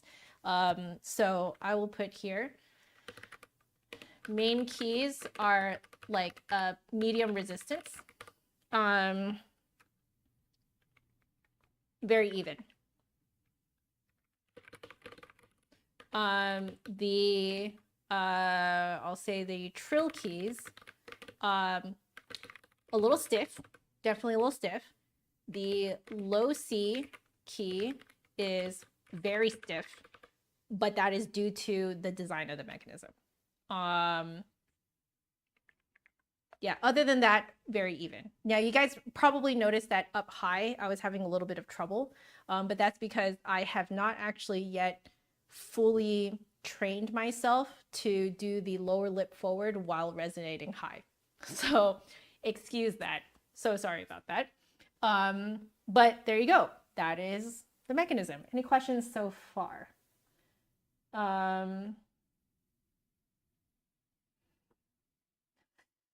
The name of the piccolo should be Thicky Nicky. Do piccolos have any special keys like split E, C sharp trill, or gizmo? The gizmo, not so much, because most piccolos only go down to low D. Split E and C sharp trill, yes. Some of the newer piccolos are starting to have split E, at least C sharp trill. I can see, like, we can look it up really quickly.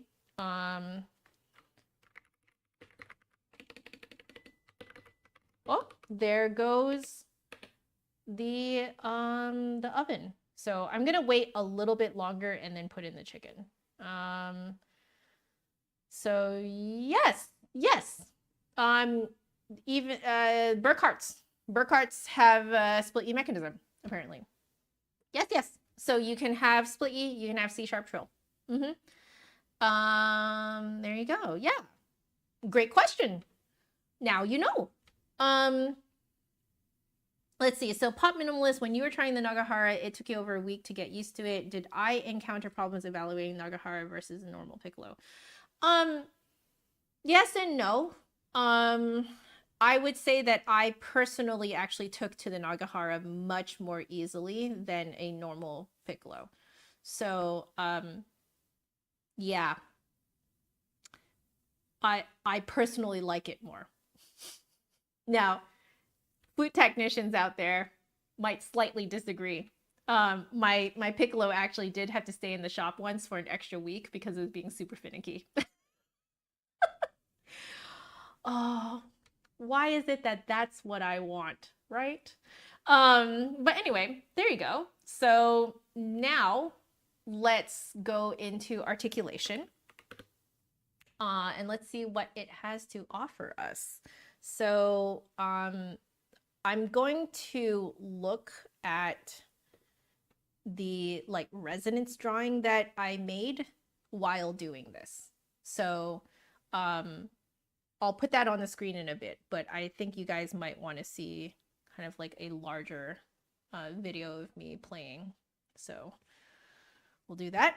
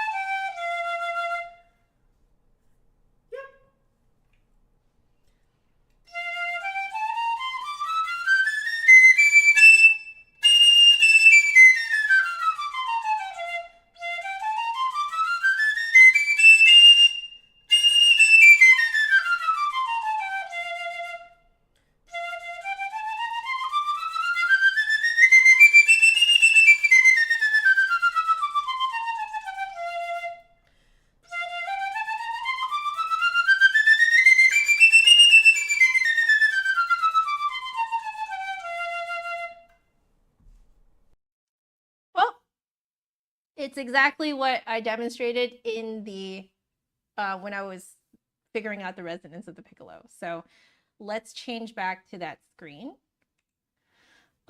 So wherever you feel the note resonating, that's where your tongue needs to hit. So let's, I guess, use a light green. Wow, this is just like rainbow picture now. But yeah, so my lowest notes, because they're resonating so far out, I feel like I have to tongue around here. All right. And then as I go higher, my tongue starts hitting like here for like middle register. When I get to the high register, I start hitting around here. And then my highest notes, I do actually hit up here. So it's wherever the note is resonating, that's where I'm hitting the tip of my tongue. Now, when I am double tonguing, because everything is so far forward, you have to make sure two things. One is definitely make sure you are retracting your tongue, or that is not so much the backwards motion of retracting your tongue, but you want to make sure that you are not just like trying to jam your tongue forward. So you want to make sure that you can release off of the point where you tongue, release in such a way that your tongue will, the middle of your tongue will flip upwards and touch the roof of your mouth. So it's more of a te-ke. That's, at least in my accent, that's what it feels like I'm saying. So I feel like I'm saying te-ke. So this is for double tonguing. Okay. So the tongue is doing, like, for example, if we're doing low notes, the tongue will come out here. Well, it's more so right between the teeth. Right between the teeth. And then that's the ta part. The K part, I feel like it will release this way. And then the tongue will essentially hit the roof of my mouth like that. So it is this kind of, this motion. Ta-ka, ta-ka, ta-ka, ta-ka, ta-ka, ta-ka, ta-ka. Ta-ka, ta-ka, ta-ka, ta-ka, ta-ka, ta-ka, ta-ka, ta-ka. Does that make sense? I hope that makes sense to you guys. This is getting very jumbled here. So that's for low notes. Now, high notes, I feel like let's say I'm double tonguing in the high register. So my tongue actually hits here wherever the note is hitting. And then it will feel like the double tonguing will feel like there's even less motion. Like it's almost like a flutter where like you feel like your tongue releases and then the middle of the tongue hits the roof of the mouth like that. Does that make sense? So it's tekka, tekka, tekka, tekka, and it's just like right in the tip of the tongue. It feels very like on the front of the tongue when you do it. I hope that makes sense. Yeah, the low notes are definitely French style tonguing between the teeth. I call it faux French tonguing because true French tonguing is between the lips. Yeah. Okay. I hope that made sense to you guys. So let me try it again. Just to kind of reiterate everything I said.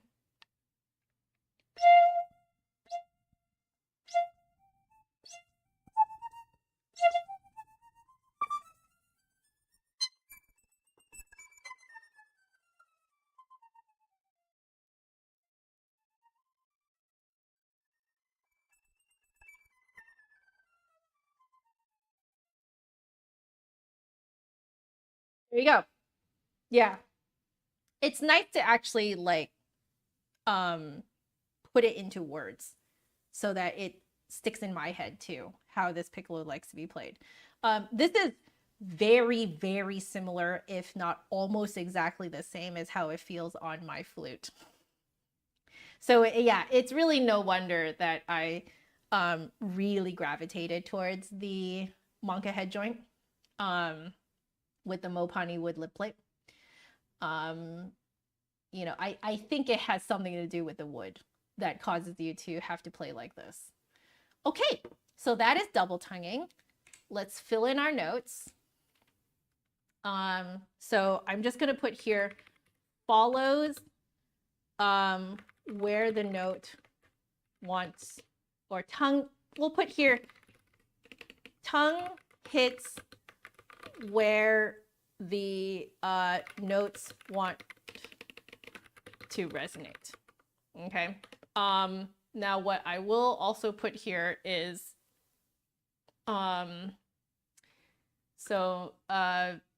double tonguing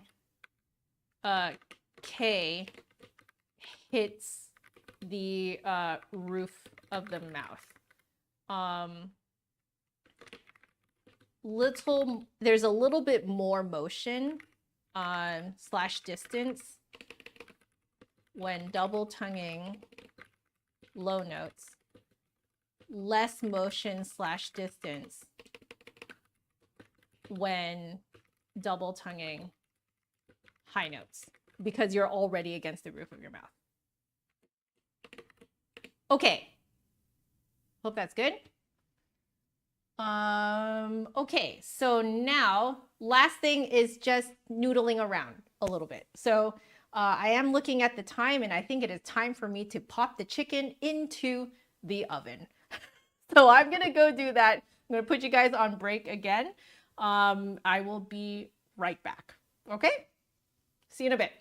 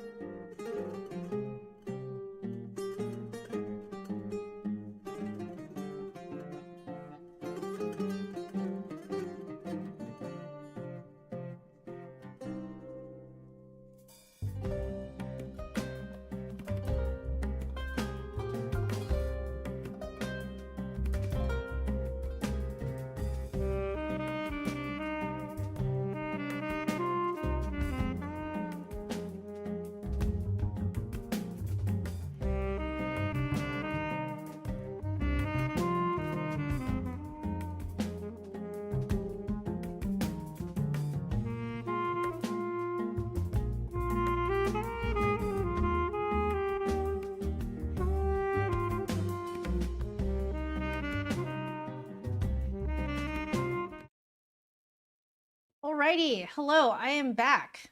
So I think I need to try my tried and true tunes.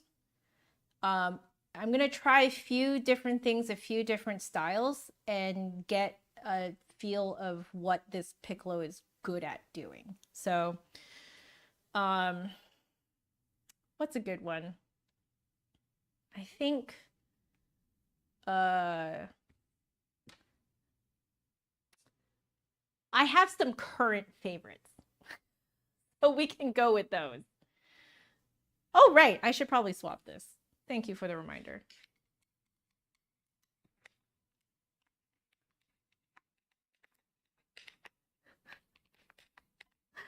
Oh, I'm glad you're enjoying my responses. And I'm really glad that you are also enjoying a Nagahara Mini. I really love this. Honestly, I think doing this review has cemented my faith in this piccolo.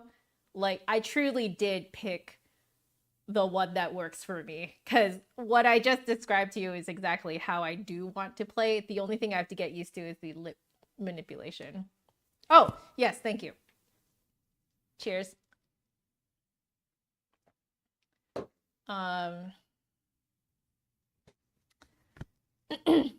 Okay. Yeah, so I'll be sure to change the microphone. Okay, here we go. So let's try.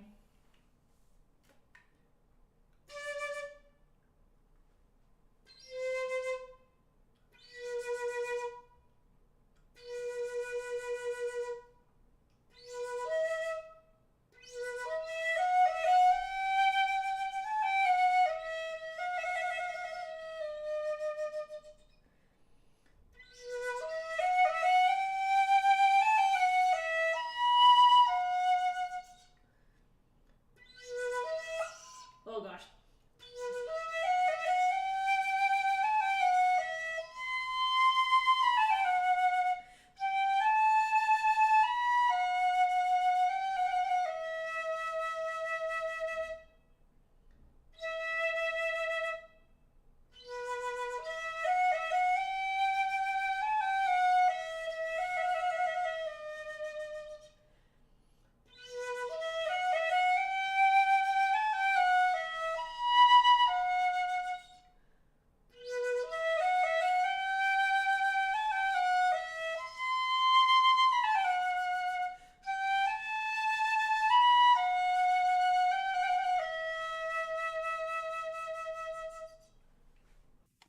Okay, so from actually playing around in the low register a lot, I do feel that you have to be very careful not to smash the piccolo into your face, because you do need all that space. Like, you guys see all the space right here in the front, right behind your lower lip. You need a lot of space there for the low notes. So if you smash the piccolo into your face, it's not going to come out. So just now I was playing very light, like extremely light off my face.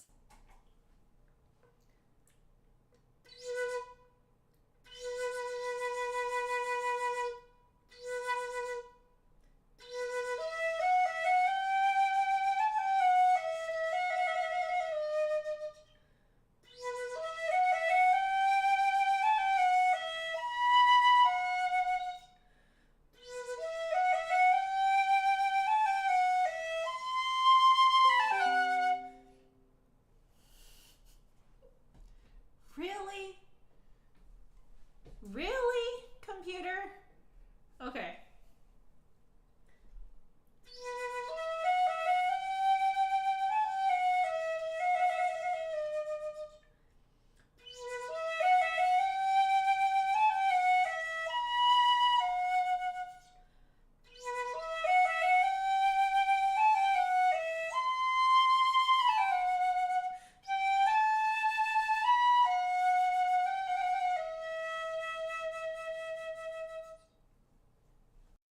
Okay, that was a good take. Good night, Midnight Moth. Thank you so much for joining.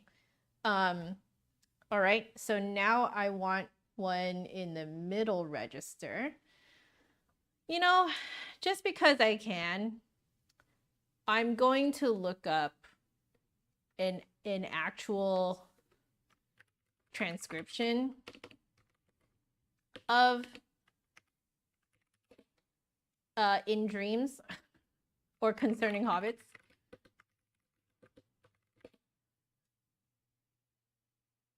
Let's see.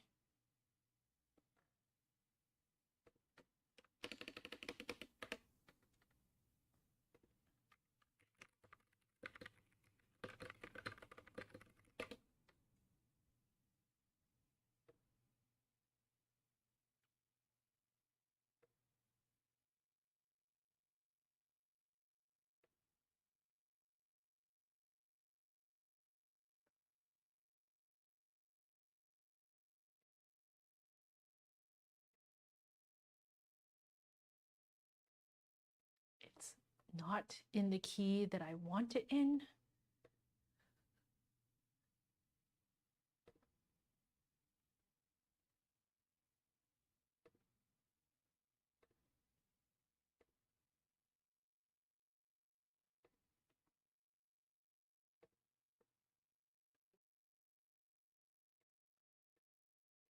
Okay.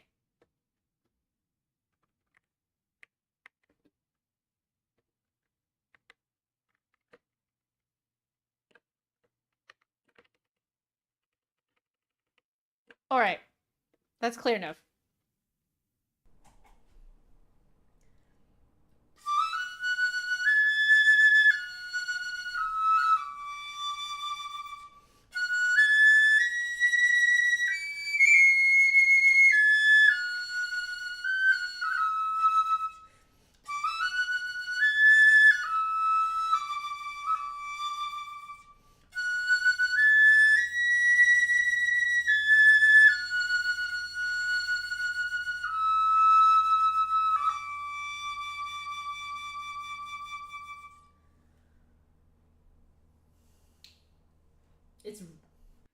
It's really nice in this range. Like, very natural too.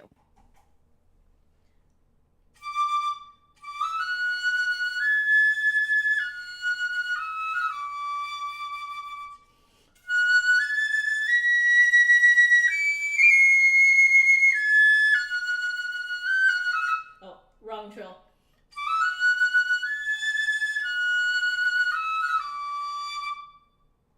Wrong rhythm.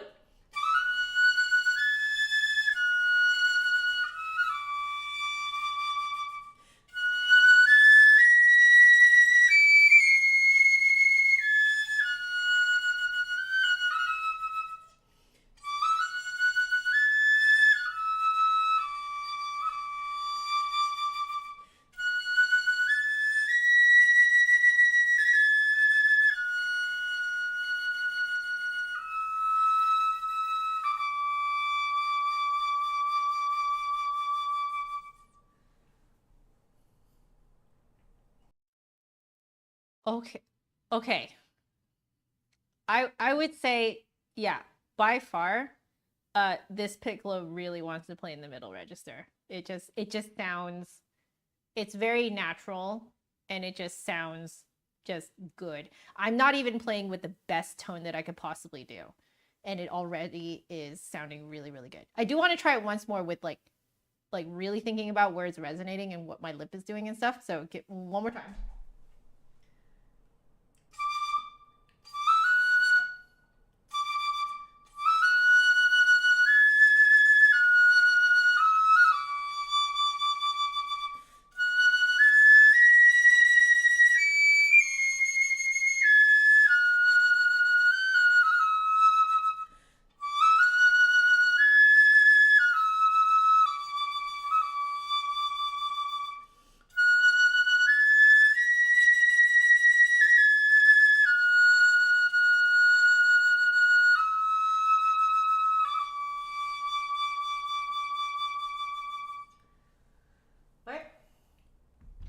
So just to fill in some notes here, if staying low, make sure head joint is not smashed into chin. Need lots of room behind lower lip for resonance. Okay. Very natural in middle register. Okay. Okay.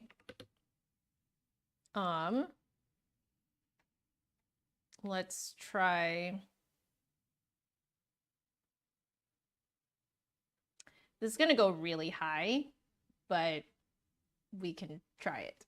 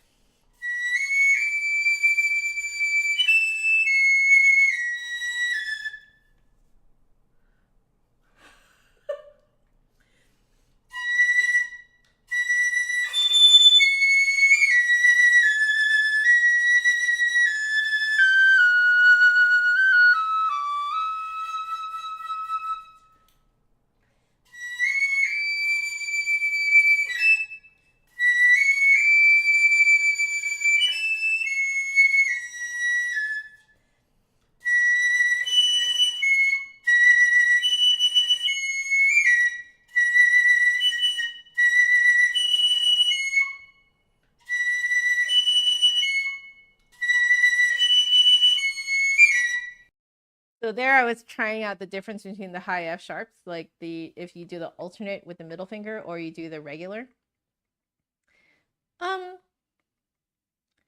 Like there's a little bit of difference.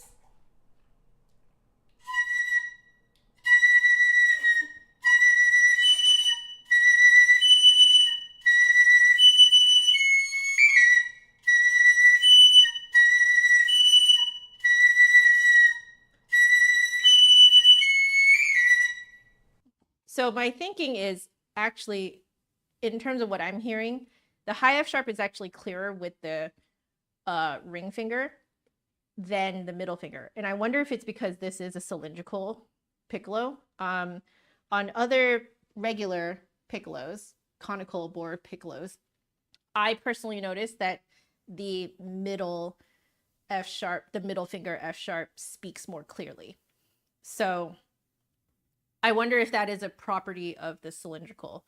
So, because that is very opposite of what you would expect from a piccolo. And as you can tell, I never really gave it much thought on this piccolo until now. I've been avoiding it. So I'm really glad that I'm actually figuring that out now. It's interesting.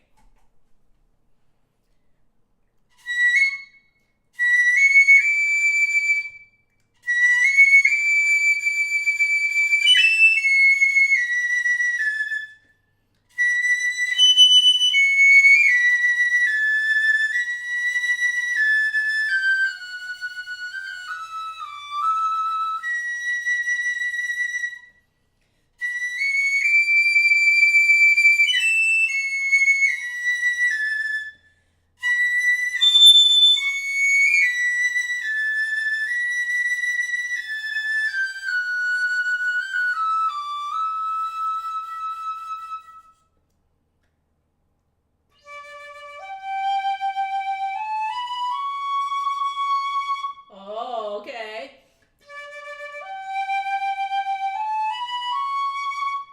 Too much?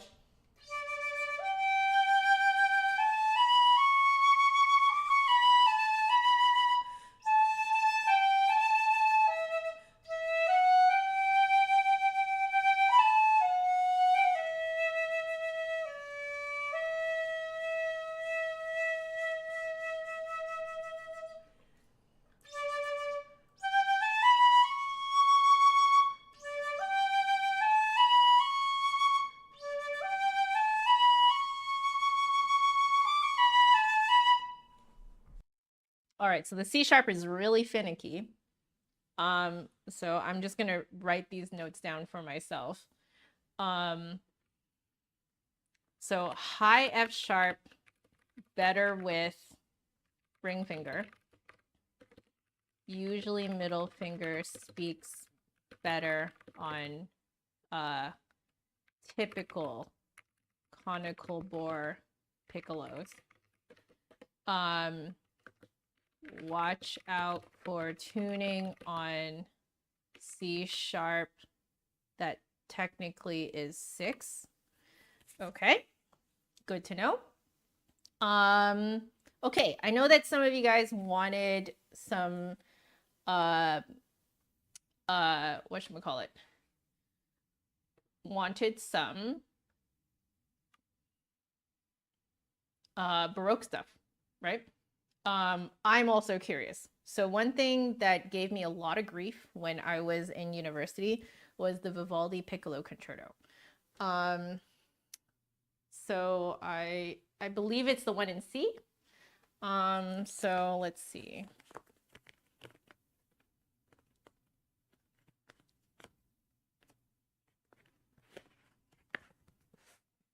Yeah, this one. So Vivaldi Concerto in C major. It was supposed to be for like sopranino, tiny recorder.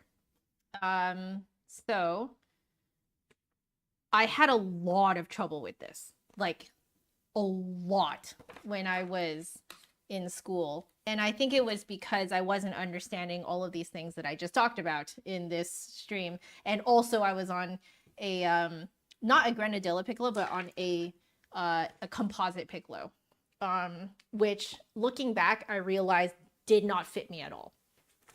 So nothing against the piccolo itself. It just, it didn't fit me at all.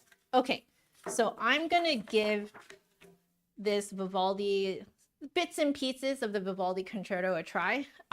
If anything, this is a personal moment for me. I'm kind of taking back I am taking back the power that I feel was wrested from me with this concerto. So let's give this a go. Francisco, hello and welcome to the stream. Hello, hello, hello.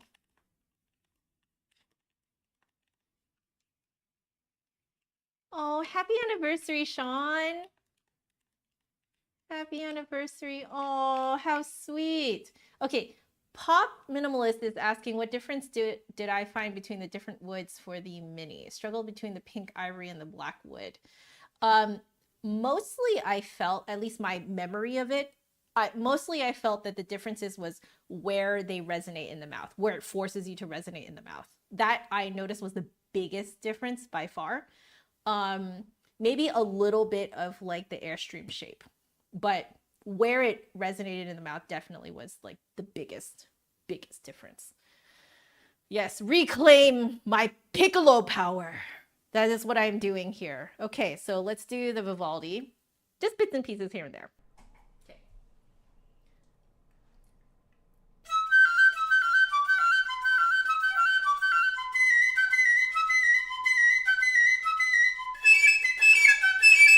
Right there.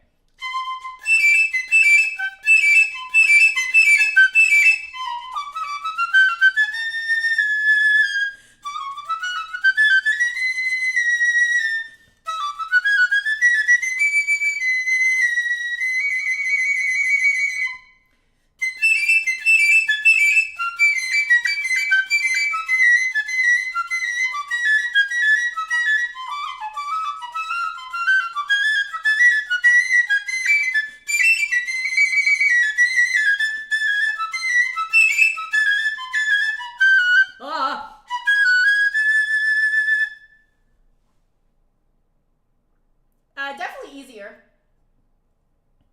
I know now why other people make it look easy. Because I used to be blowing my brains out by this point already.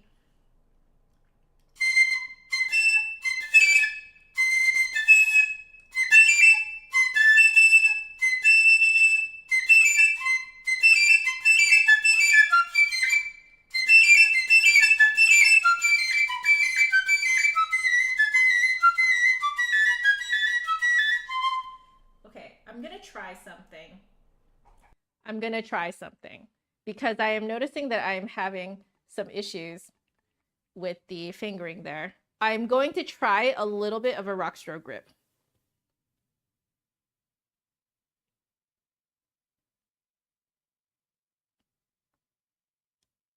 Okay.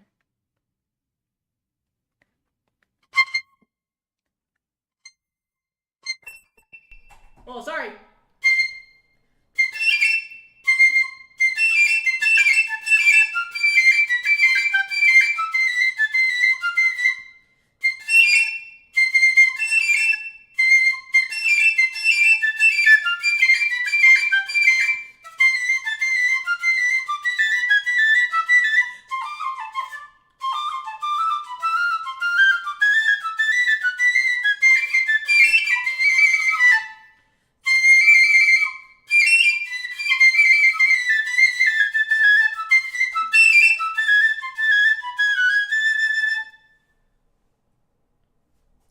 Okay.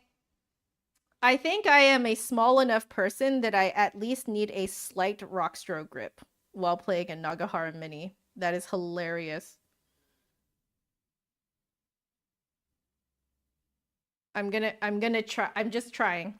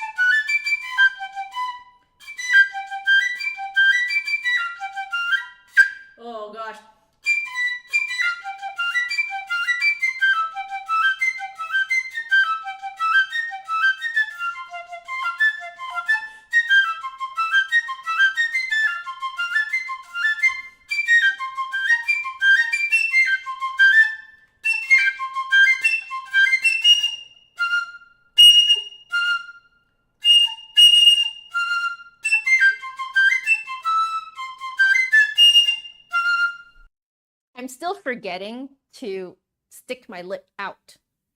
But when I stick my lip out, it's great. The rockstro grip is working. That's wild. I think I'm going to skip forward a bit.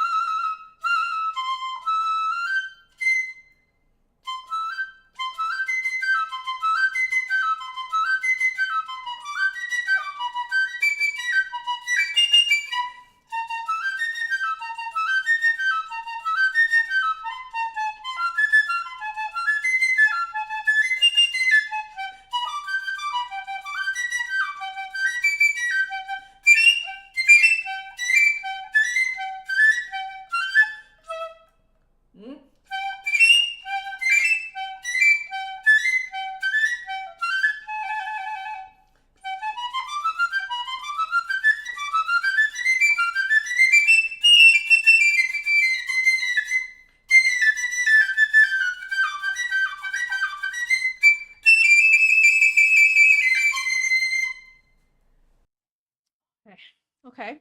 Okay.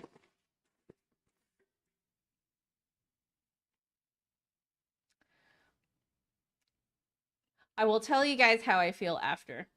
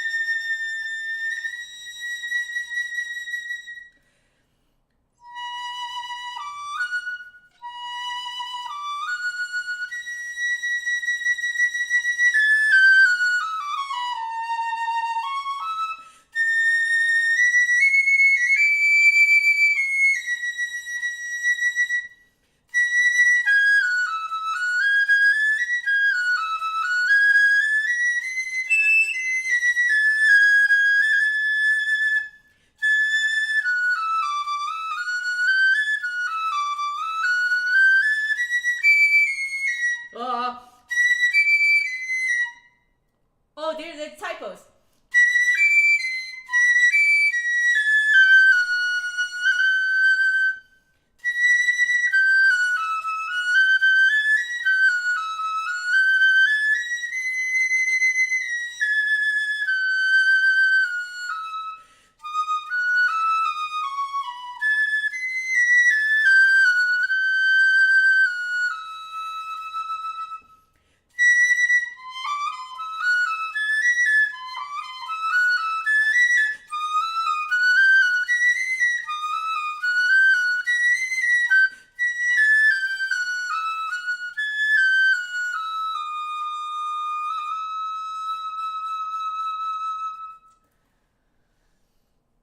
Okay.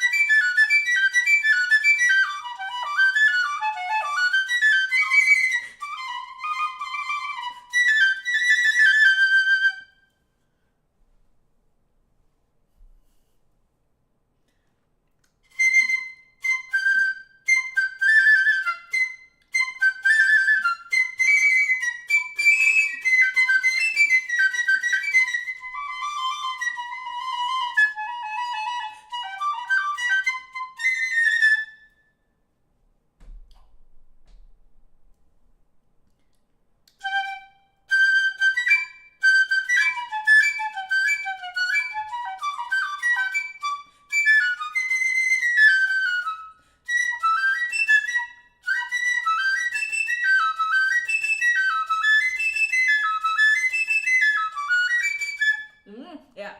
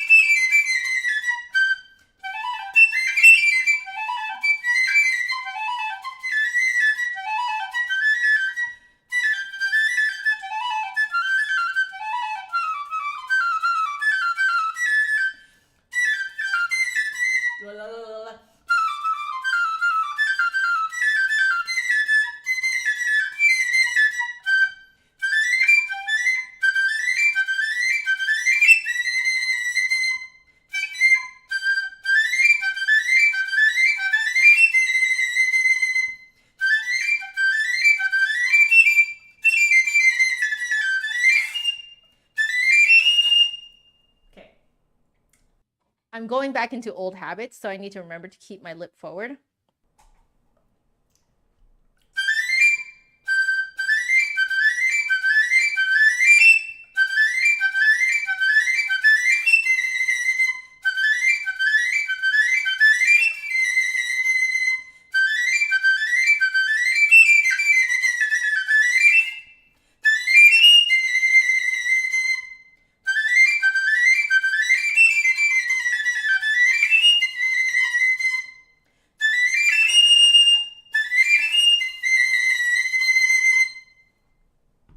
Okay.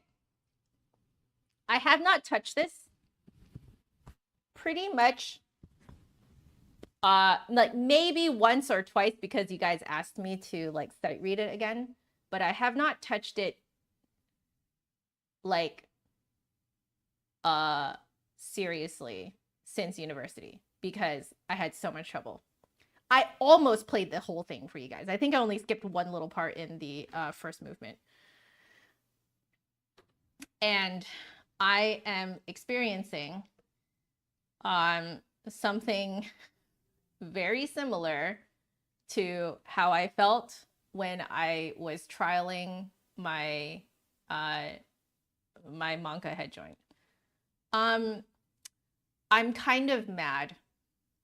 I am kind of mad. I am kind of angry that I did not know that it could be this easy.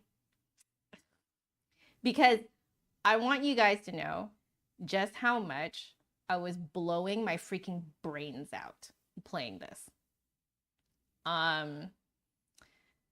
So yeah, reclaimed. I never thought I would be one of those people who can play the high E that easily. High E, high F sharp. You guys heard how, like, you know, I wasn't like fortissimoing it. You know, well, Piccolo's loud already, but yeah, like clearly I have some work to do. Clearly I have some work to do to like get used to playing like this in the way that we have discovered in this review. So Chang Xiao Hong, thank you for your question. Unfortunately, the answer to that question is very long and is essentially this entire stream. So I do encourage you to, like, after this stream is over, feel free to watch the VOD of this. This will be archived as a video for you guys to watch on my channel.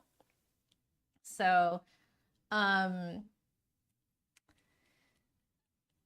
yeah, I think I will stop there. I do know that Michael wants me to play the Ibarra third movement, but I will politely decline because, one, the stream has been going on for long enough, and two, I have a lot to process right now. Like playing through the Vivaldi Piccolo Concerto, feeling how easy it can be with a little bit of manual work. Like, I still have to make sure my lip is actually coming out the way that it should. I have to make sure that I'm resonating where it should. Every now and then you'll hear that some of the notes are disappearing because I'm forgetting those things, because I literally just figured it out in this stream. So clearly I have my work cut out for me, but it is way easier. Like, it is, like, that's insane how much easier this is. Like, yeah, I'm a little mad. I'm a little mad that I worked that hard to play this when I was in university. Oh my goodness. So the last thing for me, though, is that I actually need to do the rock stroke grip. I am small enough. Joe is small enough that she needs to do rock stroke grip on the Mini. So this thing is massive enough, even though I'm comparing the, like, no, it is actually like very slightly, yeah, compared to the Yamaha, it is, the keys are actually very slightly spaced out a little bit more, like very slightly. So I'll show you guys here. If you look at them exactly right next to each other, you'll see that the Nagahara Mini is just a bit longer. I don't know if you guys can see that clearly, but if I put it like that, can you guys see that it is very slightly longer? Like, even like where my ring finger hits is slightly further that way. So it is actually slightly bigger. Um, and yeah,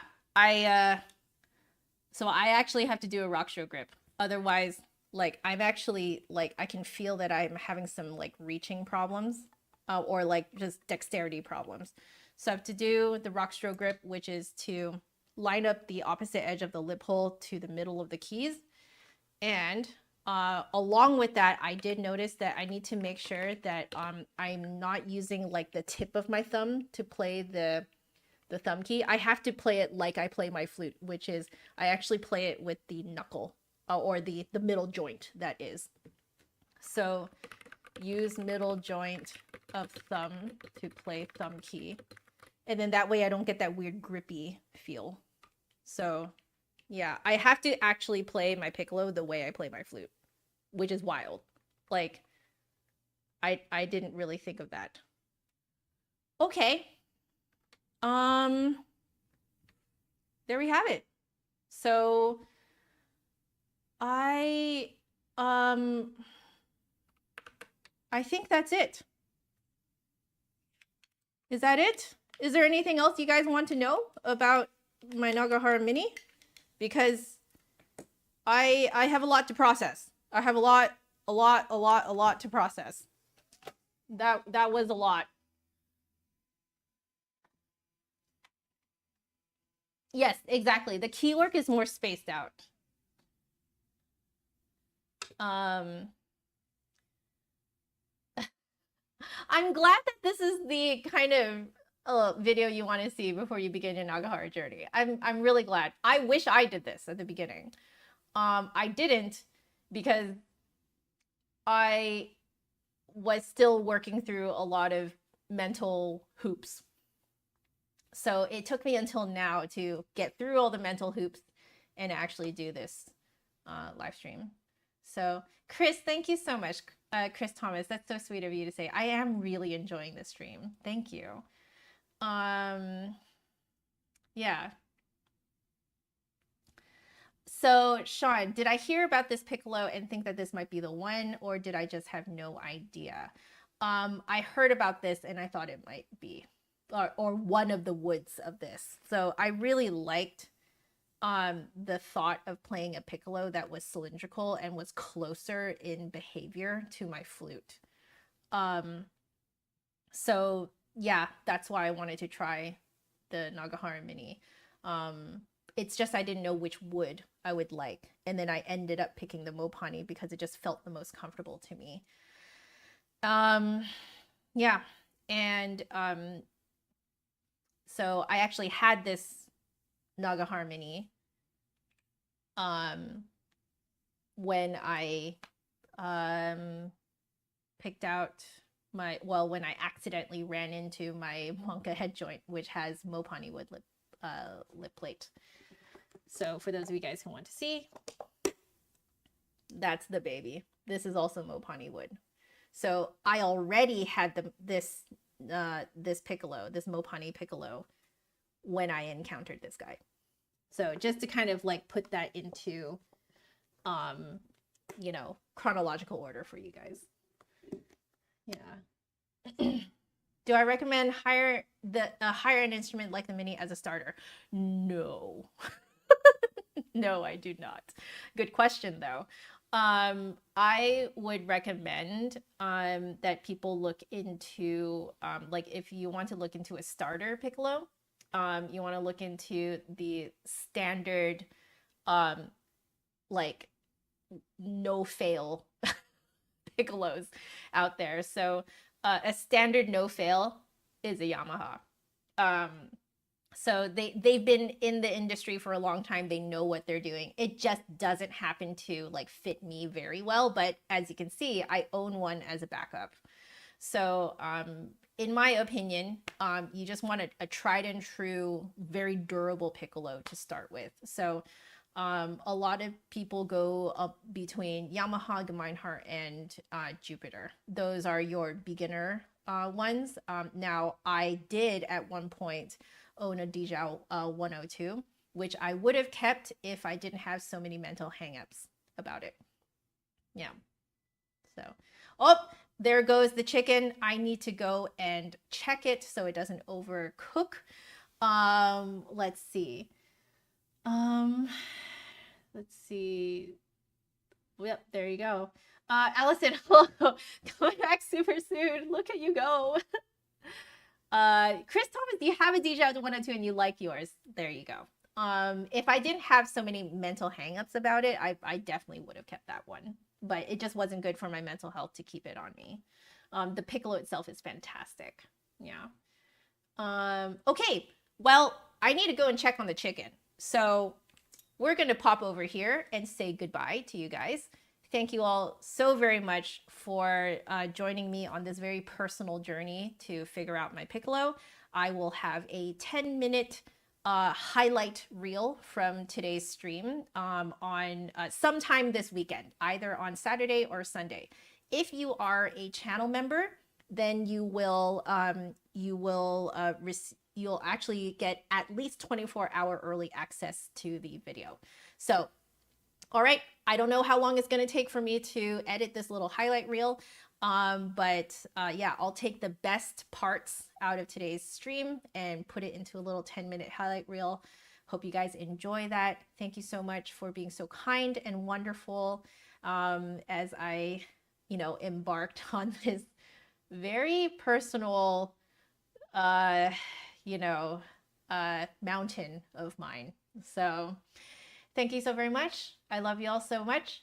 Please stay happy, healthy, and safe. Take care of yourselves because there is no music without the musician. Alrighty. Love you guys. I am streaming tomorrow. So for those of you guys who want to watch me practice, I'll see you guys tomorrow. All right. Laters, guys. Bye-bye.